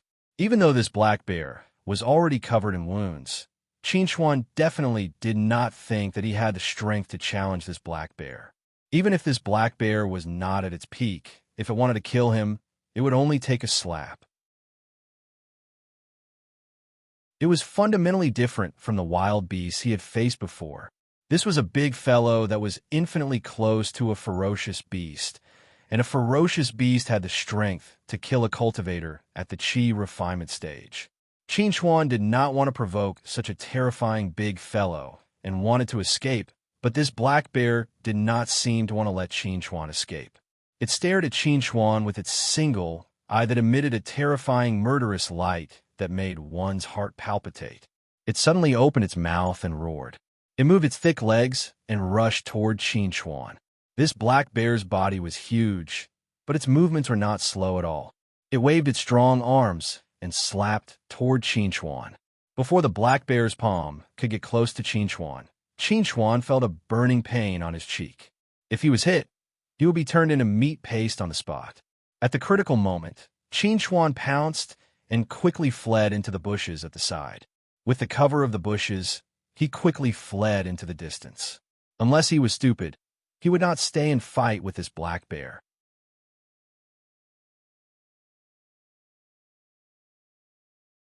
Chapter 21. Qin wanted to avoid the fight, but the black bear that seemed to be a ferocious beast wasn't willing to. It roared repeatedly, and every time its thick legs moved, the ground would tremble. Its huge body rampaged through the forest, completely ignoring the obstacles in front of it.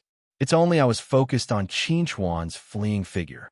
In just a few breaths of time, the black bear had closed the distance between it and Qin. Even though Qin was running with all his might, he was still unable to shake off the black bear. This caused Qin's heart to sink uncontrollably. I can't continue like this. Although this big guy is injured, its stamina is much better than mine.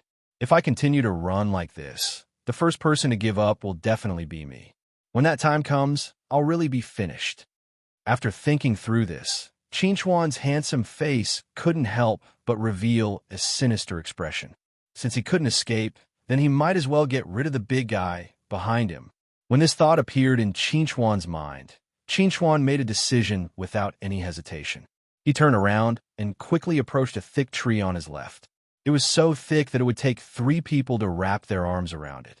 He climbed up the tree nimbly, and in the blink of an eye, he scuttled into the dense canopy of the tree and disappeared. At this moment, the black bear finally caught up. When it saw Qin's figure scuttling into the canopy and disappearing, it immediately roared angrily and charged towards the tree in an extremely barbaric manner. It used its arm to violently smash into the trunk of the tree, causing a rumbling sound. Although the tree was thick, it couldn't help but tremble under the powerful impact of the black bear. It let out waves of mournful cries, as if it could break at any time. Chuan, who was hiding in the tree, tried his best to hug a branch of the tree. Through the gaps in the leaves, he looked down at the crazily roaring black bear below. The corner of his mouth couldn't help but twitch fiercely. He cursed in a low voice. "Damn it! Your injuries weren't caused by me. Why are you fighting me? Do you think I'm easy to bully?" The black bear couldn't understand Chuan's words, nor could he hear him. At this moment, it seemed to have treated the tree as Chuan. It roared and viciously smashed into the tree trunk again. This time, the tree trunk clearly tilted. If it were to smash into it again, the tree wouldn't be able to hold on. At this moment, Chuan, who was hiding in the tree, became nervous. His pair of eyes stared fixedly at the black bear below, focused and fierce. Just as Chuan's eyes had expected, the black bear couldn't wait to launch a third. This time, the powerful impact to no avail. The tree's finals to the back of the tree trunk. This time, the powerful impact finally broke the tree trunk's last, the tree to the tree, trunk to the back. It to the trees to the back to no end. To the tree to the back of the tree fall. And it to the back to be to the back to it. Beat to to be lost twos, to be supported to be there. Without the tree, without the tree s, and without the support. It's to the, it's, of it to it, was, go to hell. Chuan's left hand gripped the black bear's hair tightly, and his right hand gripped the alloy dagger tightly. He viciously stabbed at the black bear's one eye. Puchi. Chuan's alloy dagger pierced the black bear's eye socket when the black bear was unprepared. He twisted the dagger and stabbed the black bear's one eye into a bloody mess. The black bear immediately went berserk. It roared, raised its claws, and viciously slapped at Chuan, who was standing on its shoulder. It was too late for Chuan to dodge. He could only raise his arms to block. The next moment, a tremendous force surged toward Chuan and instantly broke his arms. Chuan flew out from the black bear's shoulder like a kite with a broken string and crashed to the ground. The intense pain from his broken arms made Chuan's forehead break out in a thin layer of cold sweat. He gritted his teeth and resisted the urge to let out a heart-wrenching wail. His eyes were wide open as he stared at the crazy black bear. After confirming that the black bear had not discovered his position, he could not help but heave a sigh of relief. Immediately, his pale face showed a touch of pain. He tried to stand up from the ground.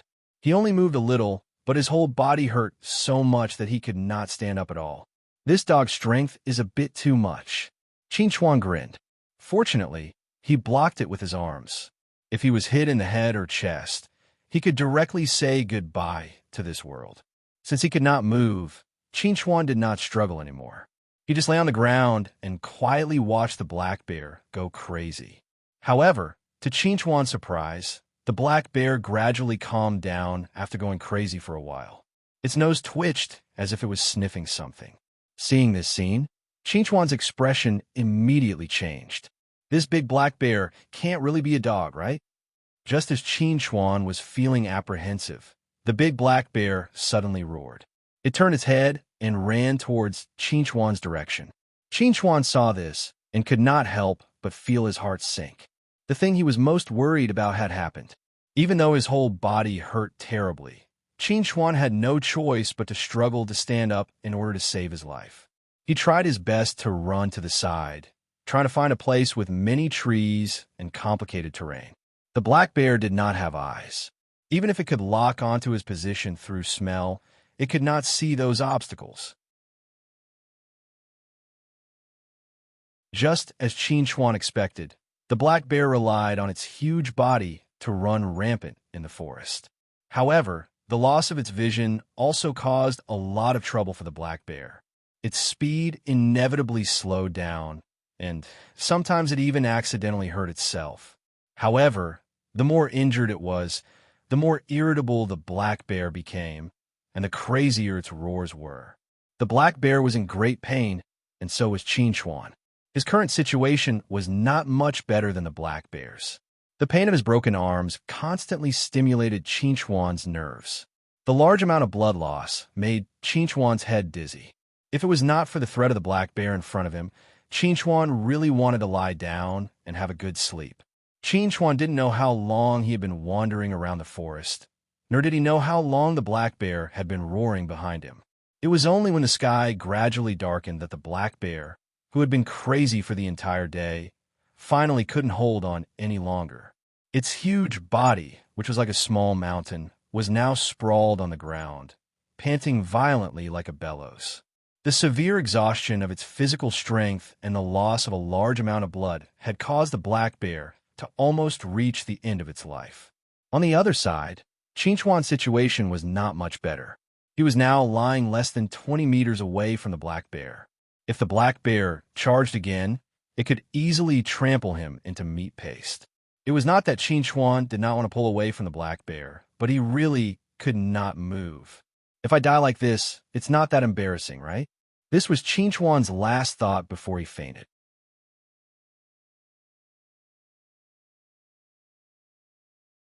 Chapter 22.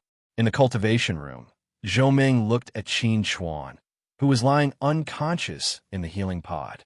He then looked at Zhou, who was standing at the side with an expressionless face. His face couldn't help but twitch violently. He said to Zhou with some blame, "You're too rash. Aren't you afraid that he will really die in Cloud Dragon Mountain?" Thinking back to the time when Zhou carried Chinchuan back, Zhou still had a lingering fear.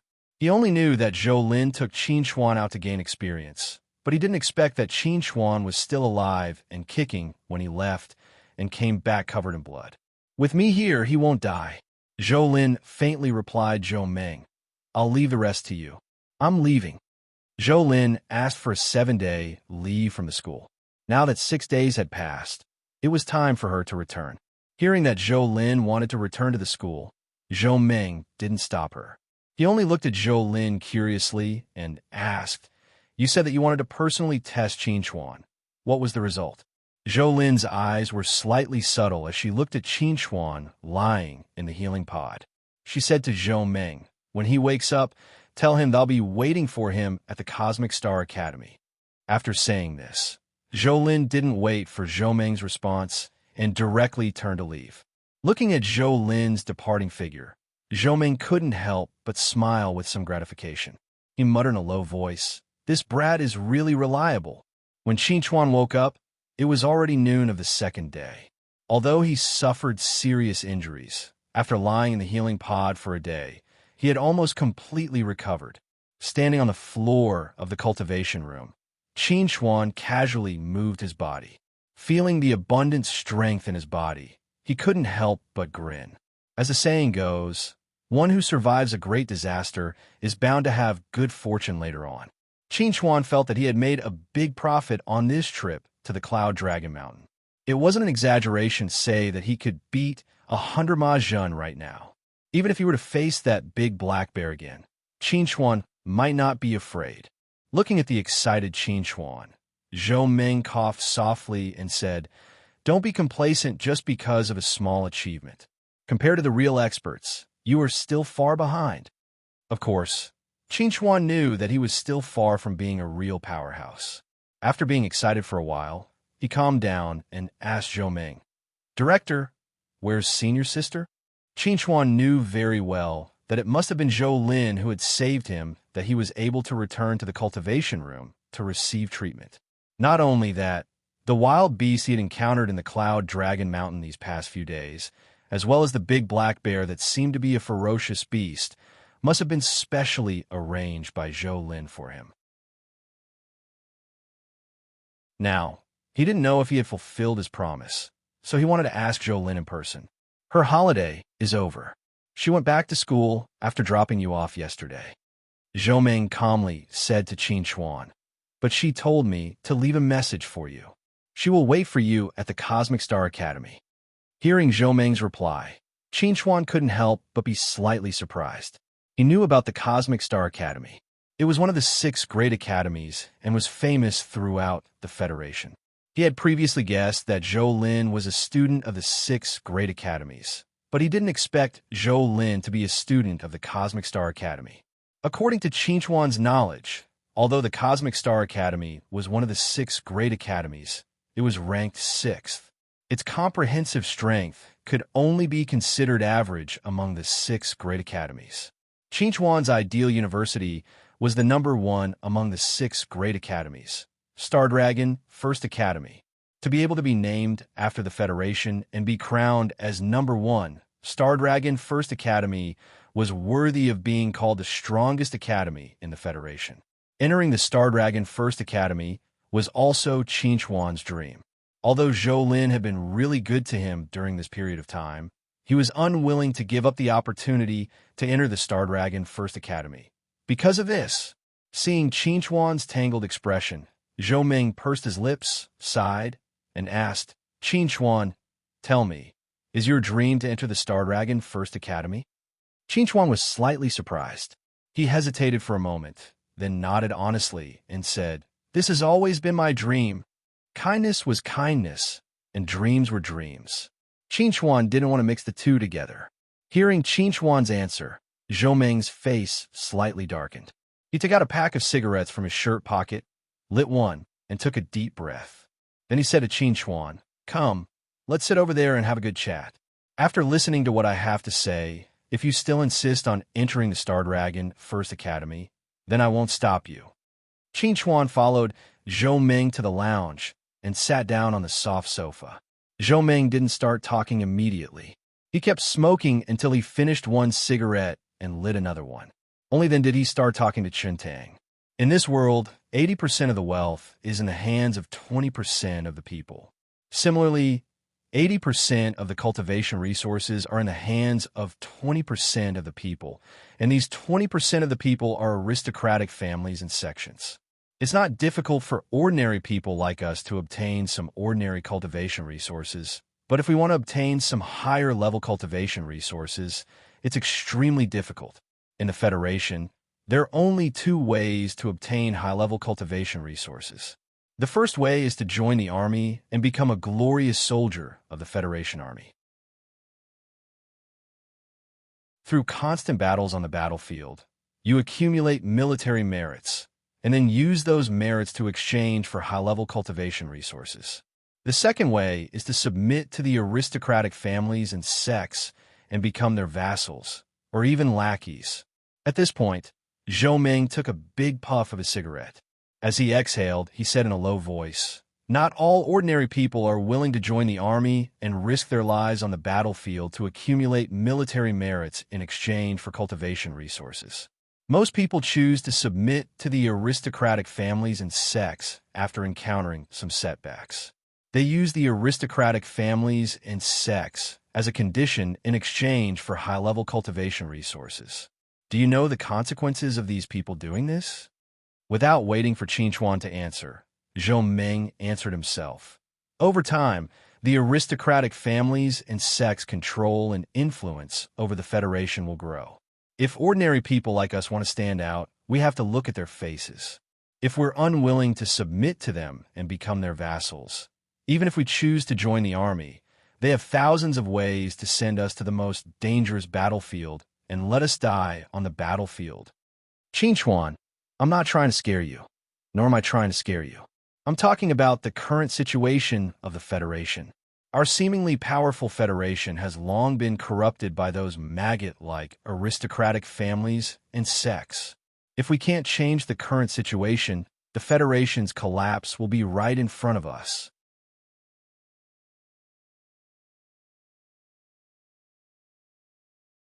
Chapter 23. Qinchuan was dumbfounded as he stared at Zhou Ming, who was roaring furiously. He didn't think that Zhou Ming was lying to him. Perhaps the Federation was beyond cure, but what did that have to do with him entering a university? Zhou Ming couldn't possibly tell him that his university application would affect the future of the Federation, right? That would be too exaggerated and unrealistic. Zhou Ming calmed himself down and took a deep breath. He continued to speak to Qinchuan. "You must be curious about what I'm saying and what it has to do with the First Academy of Star Dragon, right?" Qinchuan nodded honestly. Indeed, he was curious about what Zhou Ming's words had to do with the First Academy of Star Dragon. In our Federation, there are hundreds of aristocratic families. Among them, there are four most powerful aristocratic families. The First Academy of Star Dragon was founded by these four aristocratic families. Rather than saying that the First Academy of Star Dragon is a university, it's more like a tool for the aristocratic families to nurture their descendants and select the best talents among the commoners. Zhou Ming's words were like thunder that exploded in Qin Chuan's mind.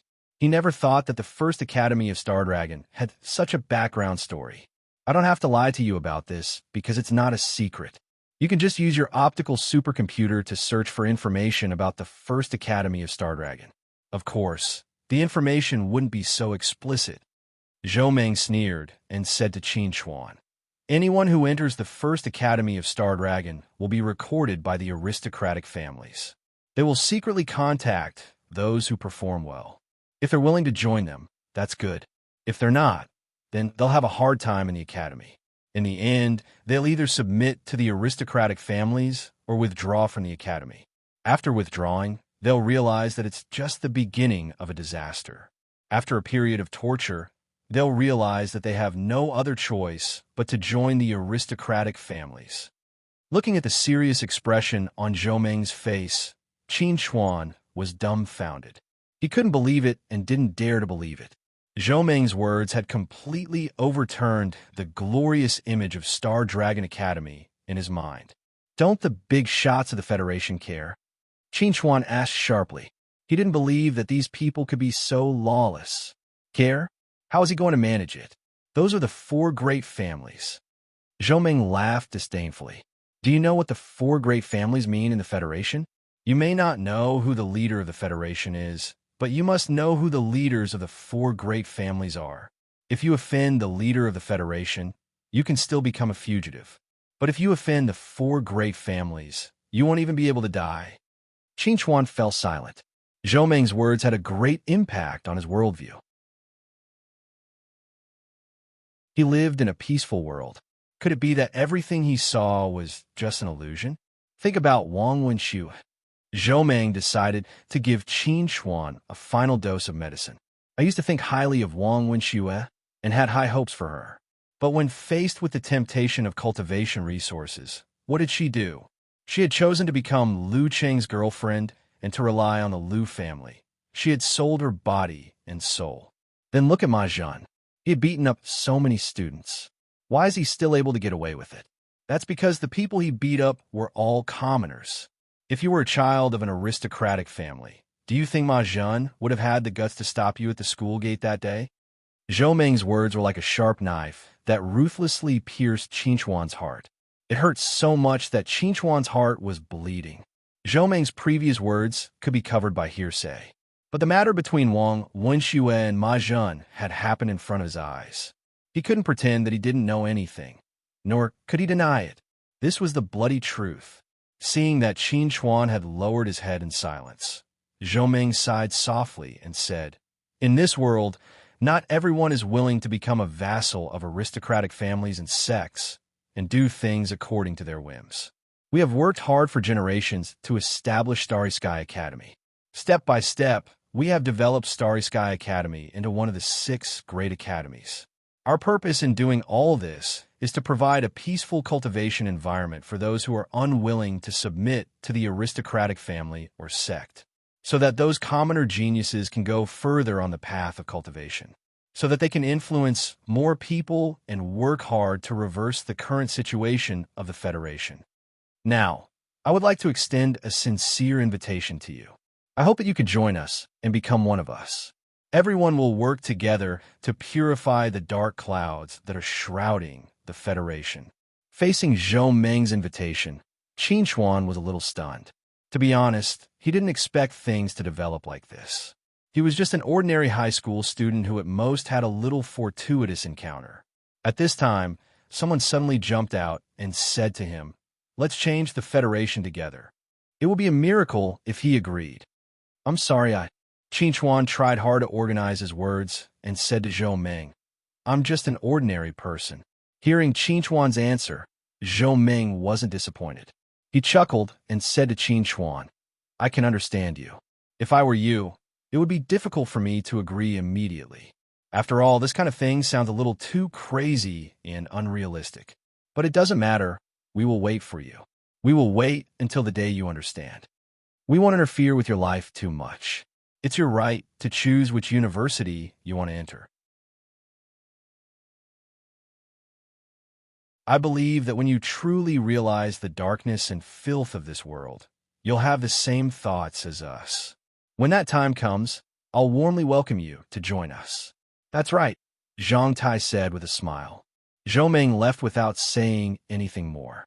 Just as he said before, he wouldn't interfere with Qin Chuan's choice after he said what he needed to say. All the future development would depend on Qin Chuan's decision. At this time, Qin Chuan was very confused. He didn't know whether he should believe Zhou Ming's words or not. But his intuition told him that Zhou Ming had no reason to deceive him with such an absurd lie. It wouldn't do Zhou Ming any good. So, maybe what Zhou Ming said was true. These things are still too far away. They have nothing to do with me for the time being. Qin Chuan took a deep breath. He clenched his fists and murmured in a low voice, I'm still too weak now. Even if I make a choice, I can't change anything. As Director Zhou said, I still have time to experience this world and discover the darkness and filth. If I really have the ability to change all of this, then I will do it.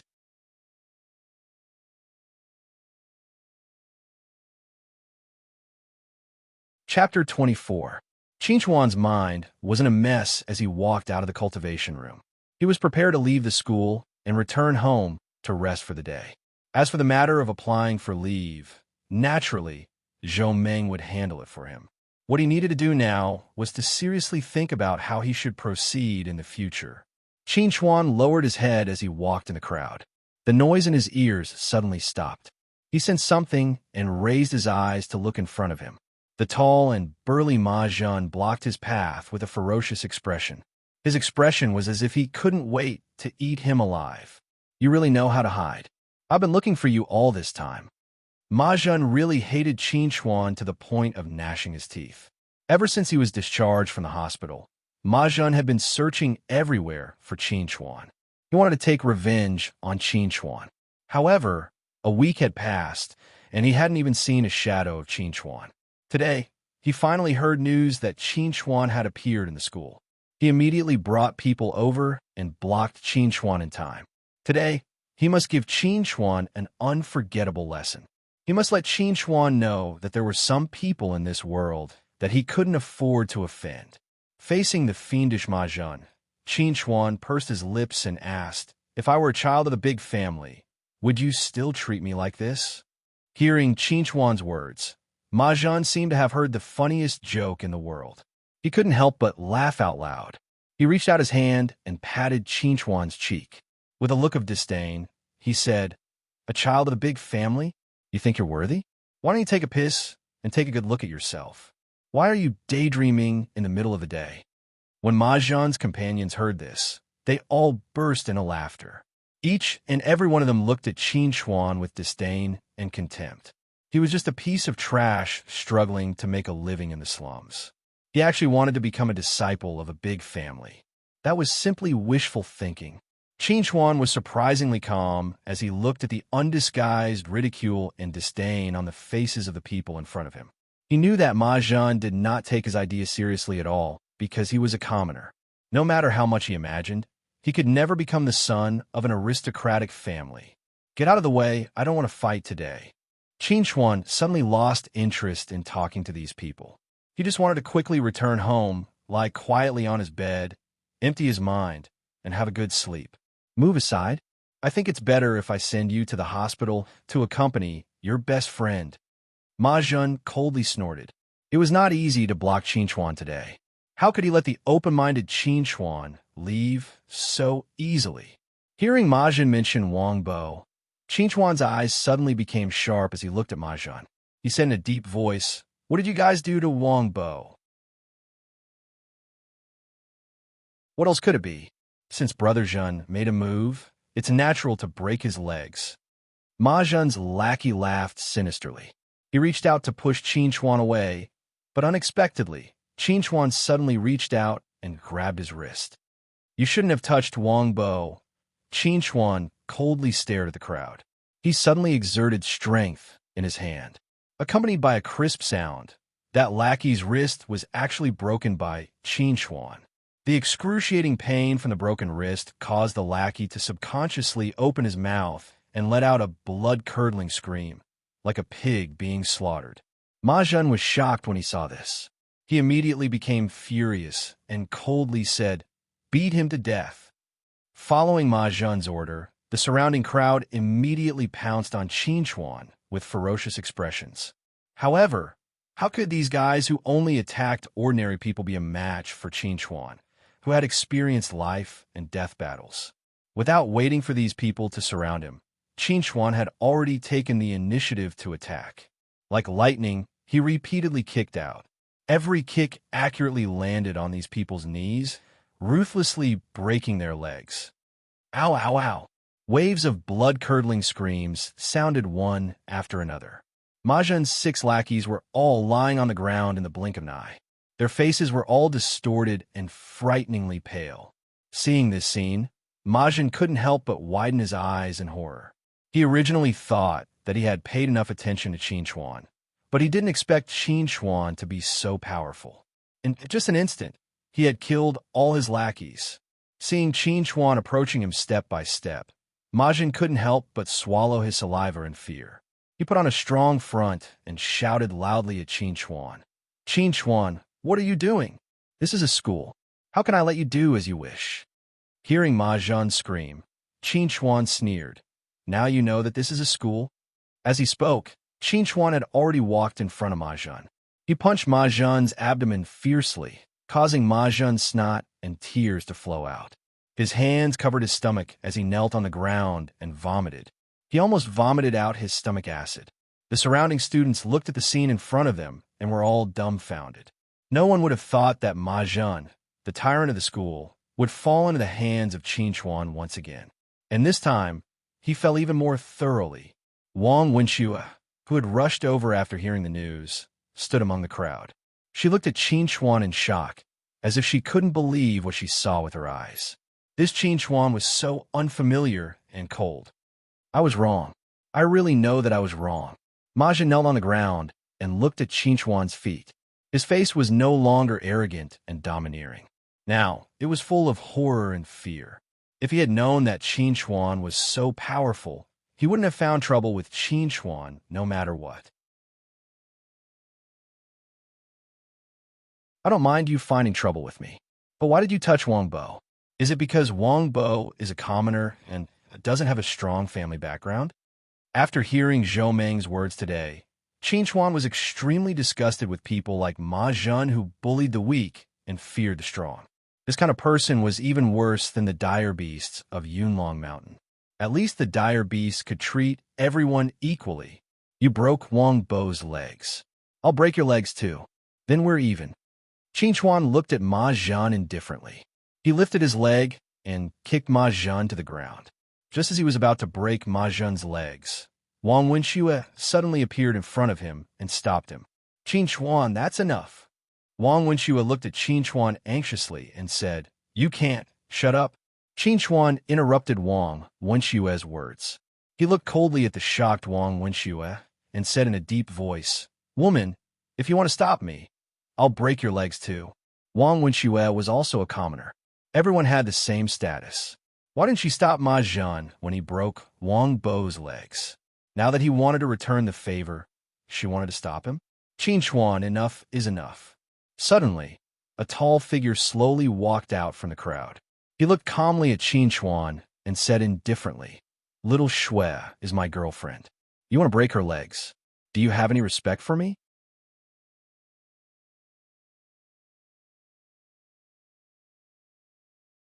Chapter 25.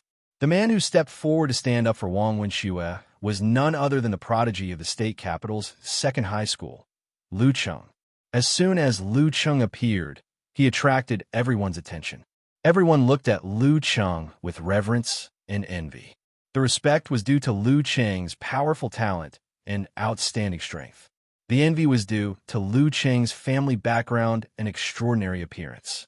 To be honest, even from Qin Chuan's perspective, he had to admit that Lu Cheng was a very elegant and handsome boy. With his image and status, he could definitely satisfy most girls' fantasies of a Prince Charming. Such a person would definitely be the center of attention no matter where he went. Obviously, Lu Cheng was used to such a feeling. Qin Chuan looked at Lu Cheng, who was standing there in a dazzling light. His face was expressionless as he suddenly broke both of Ma Zhen's legs. This caused Ma Zhen, who had originally thought that he could escape danger, to suddenly widen his eyes and faint on the spot from the pain. Ma Zhen, who had broken so many people's legs, probably never thought that breaking one's legs would be so painful. This unforeseen event shocked everyone present. No one thought that Qin Chuan would not back down even after Lu Cheng stepped forward and break Ma Zhen's legs in front of Lu Cheng. How was this breaking Ma Zhen's legs? This was clearly a slap to Lu Cheng's face. Lu Cheng, who was originally calm, saw Qin Chuan mercilessly break Ma Zhen's legs. His expression turned gloomy as he stared at Qin Chuan. He said coldly, "I originally wanted to let you go on account of the fact that you and Xiao Shui are old friends. But it seems that you don't intend to let yourself go." Lu Cheng could not remember the last time he was provoked like this. He only remembered that the person who provoked him had a tragic end. He disappeared from this world without a trace. No one knew that after that person disappeared, it took a full 100 days for him to truly leave this world. Let me introduce myself. My name is Qin Chuan. Qin Chuan suddenly straightened his washed-out clothes and said seriously to Lu Cheng, "I'm from the slums, a commoner." After hearing Qin Chuan's self-introduction, even the experienced and knowledgeable Lu Cheng was stunned. However, he quickly recovered and sneered. "Why? Are you trying to use this incident to make a name for yourself in the state capital of Qingzhou? Your idea is not bad. At least your courage is commendable." "You're wrong." Qin Chuan shook his head gently. "I've never taken you seriously. Compared to the real experts, you can't even be compared to a big black bear." Upon hearing this, Lu Cheng's face turned gloomy. He looked deeply into Qin Chuan's eyes. His tone was as ruthless as the winter wind. "I don't know who gave you such courage, but I have to say, you've completely infuriated me." However, Qin Chuan did not seem to notice Lu Cheng's anger and said calmly, "Without the family behind you, you're nothing. You're not even fit to carry my shoes." At this point, Qin Chuan suddenly turned to look at Wang Wenxue. "I'll use facts to prove to you that your taste is not very good." Looking at Qin Chuan's arrogant and conceited look, Wang Wenxue shook her head in disappointment and said, "Although I don't know what you've experienced, you're too arrogant. You've underestimated Lu Qing too much. Do you know that you forced yourself into a dead end by saying these words today?" The more time she spent with Lu Cheng, the more Wang Wenxue understood how powerful Lu Cheng was and how terrifying the Lu family was. Qin Chuan's provocation of Lu Cheng in front of everyone was no different from courting death in her eyes. Wang Wenxue suddenly missed the ordinary Qin Chuan of the past. At least at that time, Qin Chuan still had some sense and would definitely not say such presumptuous words. Facing Wang Wenxue's distrust and incomprehension, Qin Chuan did not want to make any superfluous explanations. Just like what he said earlier, he would use actions to prove everything. Qin Chuan ignored Lu Cheng, who was completely enraged, and turned to walk out of the school. He wanted to visit Wang Bo in the hospital first and remind him to be careful of Lu Cheng in the future.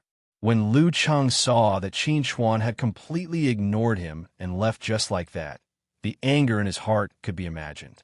He let out a low roar and exerted force on his feet. His body was like a gust of wind, and in an instant he was behind Qin Chuan. He raised his hand and threw a punch at Qin Chuan's head with incomparable ferocity. He actually wanted to kill Qin Chuan. Facing the danger coming from behind, Qin Chuan turned around and also raised his hand to throw a punch. Although he made a move later, he arrived first and fiercely collided with Lu Cheng's fist. Suddenly, a strong impact burst out, and a gust of wind blew in all directions. Qin Chuan and Lu Cheng both retreated at the same time.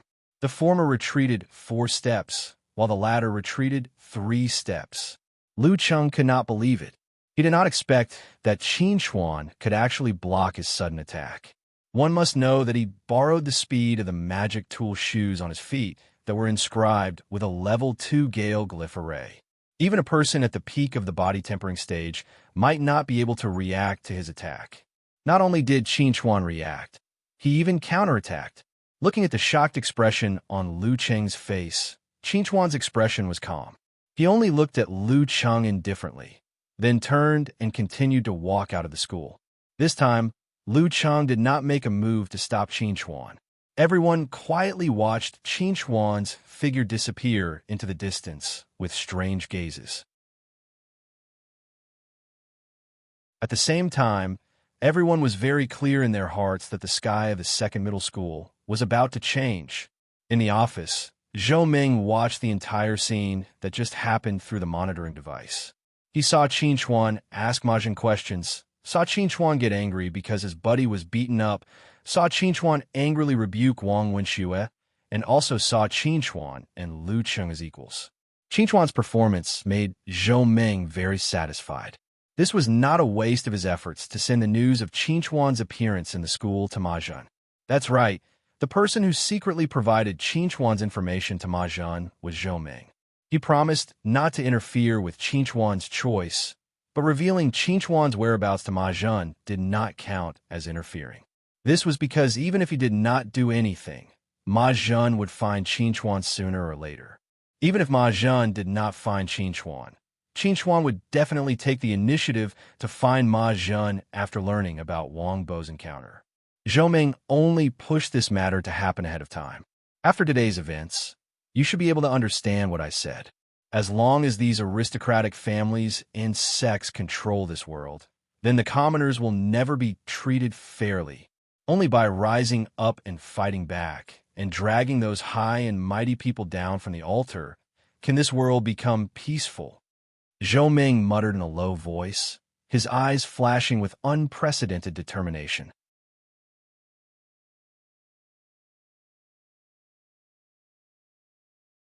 Chapter 26.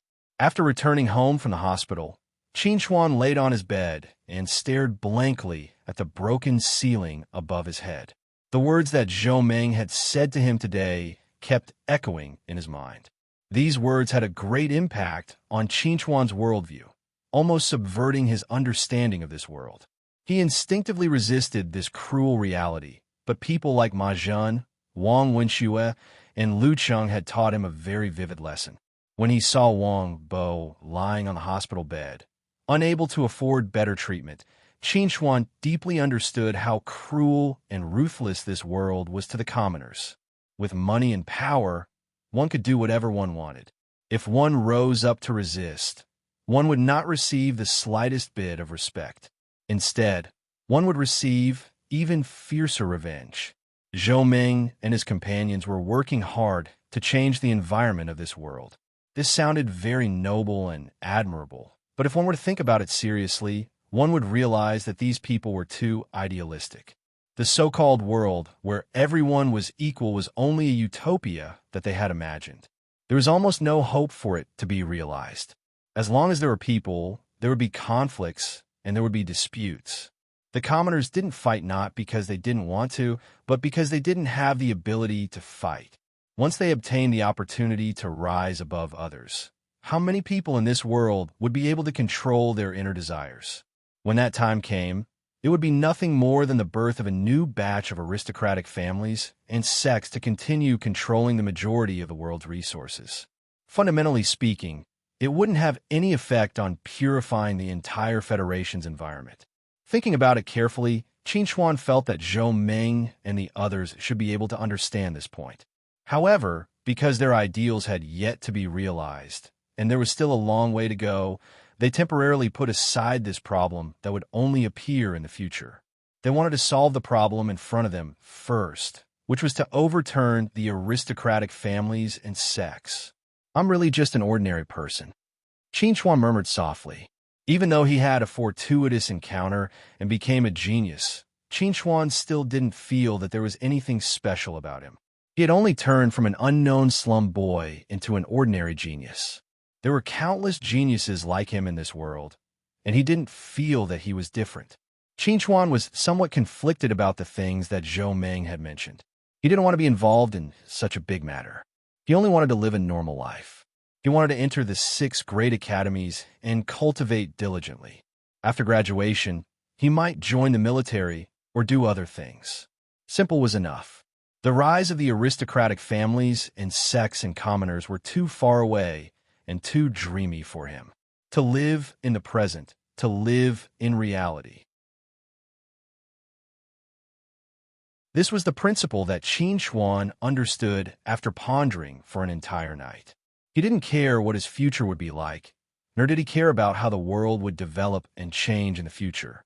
He only needed to live a good life from now on and walk step by step according to his heart's wishes. Although it was said that a person without foresight would have immediate worries, Chuan really didn't want to think about so many complicated things. He only wanted to be a simple youth. After understanding all this, Chuan suddenly felt that his state of mind was much clearer. It was like the sky after the rain, exceptionally clean and bright. The next morning, when Chuan arrived at school, he noticed that the surrounding students were looking at him strangely. There was reverence, envy, disdain, and ridicule.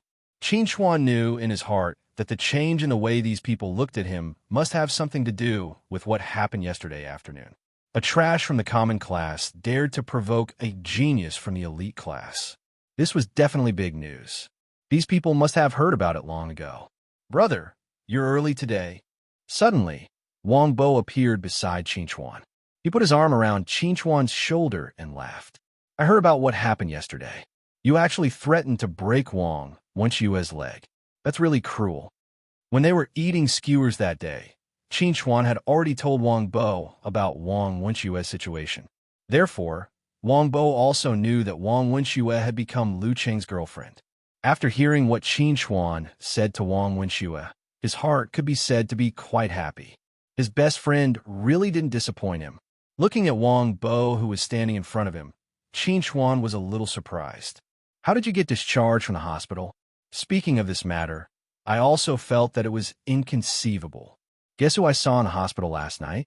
Wang Bo said to Chuan in a very exaggerated tone. "Black-face god Zhou Meng. He actually went to the hospital to visit me on behalf of the school. Moreover, he used the school's name as an excuse to provide me with a high-grade treatment fluid. In just one night, my legs were cured.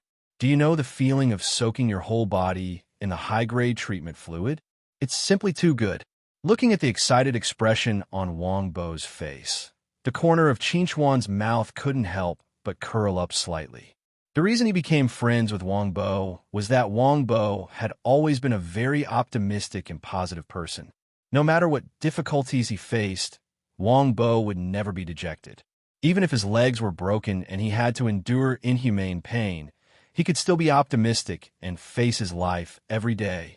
This was Wang Bo, a commoner in the common class. "In the end, I've implicated you. I'll treat you to skewers tonight." Chuan laughed.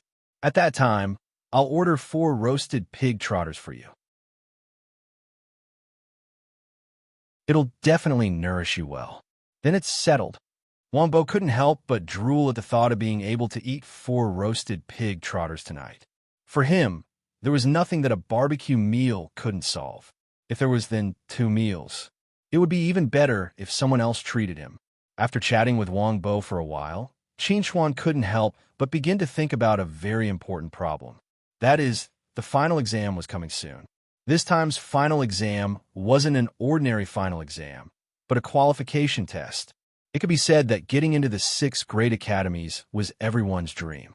If the conditions allowed, probably everyone would fill in the 6 great academies' name on their college entrance exam application. But in reality, the 6 great academies' enrollment requirements were very strict. Even the Starry Sky Academy, which was ranked last, only recruited 1,000 students from the entire federation every year. And the number of people who participated in the college entrance exam every year was more than 10 million. Therefore, The final exam of the third year of high school became a qualification test. Only those who obtained excellent results in this exam were qualified to apply to the 6 great academies. The others could only apply to common universities.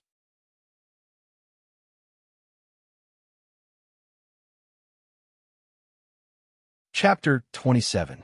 The final exams of the 12th year of high school arrived as scheduled.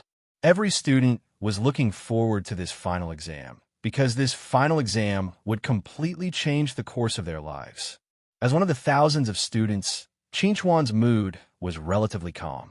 This was because he understood his current strength very well. As long as there were no accidents, he would definitely obtain the qualifications to apply for the 6 great academies. As for his best friend, Wang Bo, he had never worried about this matter.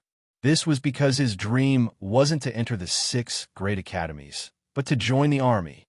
That's right, Wang Bo's dream was to become an outstanding soldier. After the college entrance exam ended, he wouldn't enter a university, but would directly join the army. Wang Bo always believed that the reason why he didn't have a good reputation in school and no one paid attention to him wasn't because he wasn't outstanding enough, but because this place wasn't suitable for him. The place that was truly suitable for him to shine was the army. With this belief, Wang Bo's will to join the army was exceptionally firm. Chinchuan naturally agreed with his best friend's dream. Although joining the army on the battlefield would have a certain amount of danger, there were also great opportunities. With Wang Bo's optimistic spirit, he would definitely be able to make a name for himself in the army. In the future, he might even have to rely on Wang Bo. As the 2 brothers chatted and laughed, the time for the exam was approaching. The 2 of them said goodbye at the classroom door and walked towards their respective exam rooms, preparing to take this exam that would change their lives. According to the exam number, Chinchuan found his own test cabin. He opened the cabin door and sat inside. He adjusted his state of mind and waited for the exam to begin. The exam was divided into 3 parts: the cultural test, the combat strength test, and the meditation test. The cultural test mainly tested the understanding and control of runes, as well as the degree of understanding of the Federation's history. The combat strength test mainly tested the overall quality of the examinee's body. The meditation test tested the examinee's brain development and the strength of their spiritual power. In these 3 tests, the cultural test took up 200 points, the combat strength test took up 200 points, and the meditation test took up 400 points. From this, it could be seen how important the development of the brain and the strength of one's spiritual power were. In order to apply for the 6 great academies, other than having a total score of 650 points, the meditation test also required a score of 350 points. Beep, beep, beep. Suddenly, an alarm sounded in the testing chamber, pulling Chinchuan's thoughts back to reality. Chinchuan, who had gone through many tests, knew that this was a reminder to every candidate that the test was about to begin. Candidate number 1088, Chinchuan. The test is about to begin. Please get ready. Along with an ice-cold mechanical voice, Chinchuan closed his eyes slightly. After a slight tremble, Chinchuan slowly opened his eyes. At this moment, his figure appeared in a huge wilderness. This wasn't a real wilderness, but a virtual environment simulated by the test pod. However, everything here was 100% realistic. In other words, if you were injured here, you would bleed and feel pain. If you were unlucky enough to lose your life, although you wouldn't really die, you would lose the qualification to continue participating in the test. You would be directly classified as a failure and be miserably eliminated. First question, candidate, please identify the terrain and answer the name of this place within 10 seconds. Chinchuan heard this and looked around, looking at the burning war chariot, as well as the messy flags and remnants of soldiers on the ground. He pursed his lips and said, "This is the Black Wind Plains, the location of the Black Wind defense battle." The Black Wind Plains was a battlefield, and at the same time, a sacred place to remember the martyrs. In the past, the Demon Beast Army raided the Black Wind Fortress through the space tunnel. At that time, most of the troops in the Black Wind Fortress were dispatched to support other battlefields. Therefore, the internal defense force was extremely weak. Under such circumstances, the commander of the Black Wind Fortress's 3rd Division, Hao Zhan, appeared out of nowhere. He led the 3rd Division under his command and fought with the Demon Beast Army on the Black Wind Plain. He actually managed to hold off the Demon Beast Army for a full 10 hours with only 10,000 soldiers. This bought enough time for the reinforcements to arrive. In that battle, the Black Wind Fortress was defended. The Federal Army broke through the Demon Beast Army and killed hundreds of thousands of demon beasts. However, after winning that battle, the Federation Army wasn't very happy. This was because everyone in the 3rd Division, led by Hao Zhan, died in battle. Not even their bones were left. The only thing left in the entire 3rd Division was a flag, the 3RD Division's commander's flag. Until today, 10 years had passed since the Black Wind Defense War. The 3RD Division's commander's flag had always been planted in the Black Wind Plains. Often, people would go to the Black Wind Plains to stand under the flag and mourn the martyrs of the 3rd Division. Therefore, the 3RD Division's commander's flag became a monument in the Black Wind Plains, reminding people to remember the glorious achievements of the 3rd Division for the Federation. Qin Chuan originally didn't know much about the Black Wind Defense War. However, he had a military fan. Wang Bo's idol was Hao Zhan. He would often mention Hao Zhan to Qin Chuan. When he mentioned the Black Wind Defense War, Qin Chuan could be said to have a comprehensive understanding of it. Therefore, this test question was purely a free point for him. There was no difficulty at all. According to the rules of the test, after Qin Chuan answered the name of the location, he would be faced with a test about the Black Wind Defense War. He should be fighting with a demonic beast army to test his combat strength. Very quickly, the scene in front of Qin Chuan changed. He was still in the Black Wind Plains, but this time, the Black Wind Plains had a more tragic atmosphere. The thick smell of blood and smoke drifted in the air. This made Qin Chuan feel like he was dreaming of the Black Wind Defense War 10 years ago. There are still 10 minutes before the reinforcements arrive at the Black Wind Plains. As the only survivor of the 3rd Division, you must hold on until the reinforcements arrive. Fight! Kill all the demonic beasts in front of you. Hearing the test system's order, Qin Chuan's face couldn't help but change slightly. The combat strength test actually asked him to resist the demonic beast army for 10 minutes. This question was too out of his scope. Only those who had the combat strength of ominous beasts were qualified to be recruited by the demon race and become a member of the demonic beast army.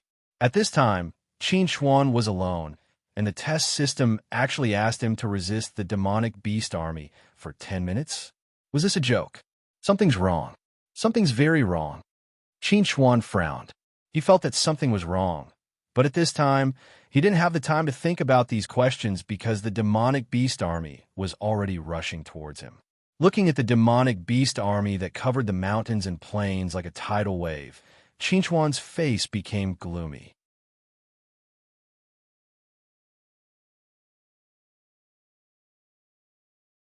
Chapter 28. Beep, beep, beep. Examinee number 1088. Qin Chuan has lost his life during the test. Result determined as failed. Accompanied by a cold mechanical voice, Qin Chuan's thoughts returned to reality from the test. He opened his eyes and gloomily looked at the words failed displayed on the optical computer in front of him. He clenched his fists tightly. He had been screwed over. Qin Chuan was certain that he had been screwed over. Someone had purposely changed the content of his test. A few days ago, he had been brazen and arrogant, provoking the number 1 genius of the elite class. Today, he had been miserably eliminated during the first question of the test. What a joke. Qin Chuan dared to guarantee that before tomorrow, the news of him being miserably eliminated during the first question of the test would spread throughout the entire school. When that time came, he would become a joke in everyone's eyes. He would become the butt of everyone's jokes. Lu Cheng. Almost subconsciously, Qin Chuan locked his suspicions on Lu Cheng. Lu Cheng had a grudge against him, and Lu Cheng was a descendant of an aristocratic family. His grandfather was a member of the school's board of directors. He definitely had the ability to change the content of his test. Other than Lu Cheng, Qin Chuan could not think of anyone else who would purposely mess with him. This was not to kill him, but to forcefully change his life and destiny. This was even more unbearable than killing him. Examinee number 1088, come out when the test is over. The invigilator stood outside the test cabin. His gaze was complicated as he looked at Qin Chuan, who was still sitting in the test cabin in a daze. He could not help but reveal a touch of pity on his face. You have offended someone you should not have offended. You should have mentally prepared yourself for revenge. The invigilator sighed softly. His heart was filled with emotions. He had also heard about the incident a few days ago. He knew that Qin Chuan was a rising genius with great potential. However, Qin Chuan should not have offended Lu Cheng. Qin Chuan slowly walked out of the test cabin. He looked around. Other than him, the other examinees were still in the middle of the test. In other words, he was the only one who had been eliminated early. The others did not encounter the same test content as him. Let's go. The invigilator looked at Qin Chuan again and said, with your ability, it's still possible for you to enter a key university. Although Qin Chuan had lost the opportunity to enter one of the 6 great academies, entering a key university was not bad. This was supposed to be the invigilator's way of comforting Qin Chuan, but to Qin Chuan's ears, it was exceptionally harsh. I will definitely enter the 6 great academies. Qin Chuan looked at the invigilator with a determined gaze and growled in a low voice, I won't give up. Looking at Qin Chuan's departing figure, the invigilator shook his head. What else could he do but give up? The outcome had already been decided, and no one could change it. Zhou Meng stood in front of the window and calmly looked at Qin Chuan walking out of the test hall. Looking at the gloomy expression on Qin Chuan's face, he knew that Qin Chuan's mood must be exploding. However, he would not comfort Qin Chuan, nor would he sympathize with Qin Chuan. This was because this was reality. Without strength, one could only be bullied by others. Zhou Meng knew that the Lu family had deliberately changed Qin Chuan's test content. He could have stopped it, or even warned Qin Chuan in advance. However, he did not do so because he had his own goals. He wanted to use these people's methods to force Qin Chuan step by step. He wanted to make Qin Chuan deeply understand the darkness and filth of this world. Only with a clear understanding of this could Qin Chuan make the right choice. Even if Qin Chuan knew the truth, Zhou Meng was not worried that Qin Chuan would hate him. This was because he did not do anything bad to Qin Chuan. All he did was watch from the sidelines. After experiencing the merciless suppression and attacks of the aristocratic family's children, perhaps you can understand the suffering and pain in our hearts. This way, we could be the same kind of people. Zhou Meng muttered in a low voice. He suddenly thought of the message Zhou Lin sent a few days ago. Zhou Lin reminded him not to use common sense to look at Qin Chuan. The best way to get Qin Chuan's approval was to treat Qin Chuan with sincerity. However, in Zhou Meng's view, getting Qin Chuan's approval did not require sincerity. It only required a little help from those lawless aristocratic family's children. When Qin Chuan was forced to a dead end by Lu Cheng, Zhou Meng would appear at the right time by Qin Chuan's side and give Qin Chuan a special invitation to enter Starry Sky Academy. He would pull Qin Chuan from hell to heaven. At that time, Qin Chuan would definitely be grateful to him. Of course, before this, Qin Chuan would first have to show his worth.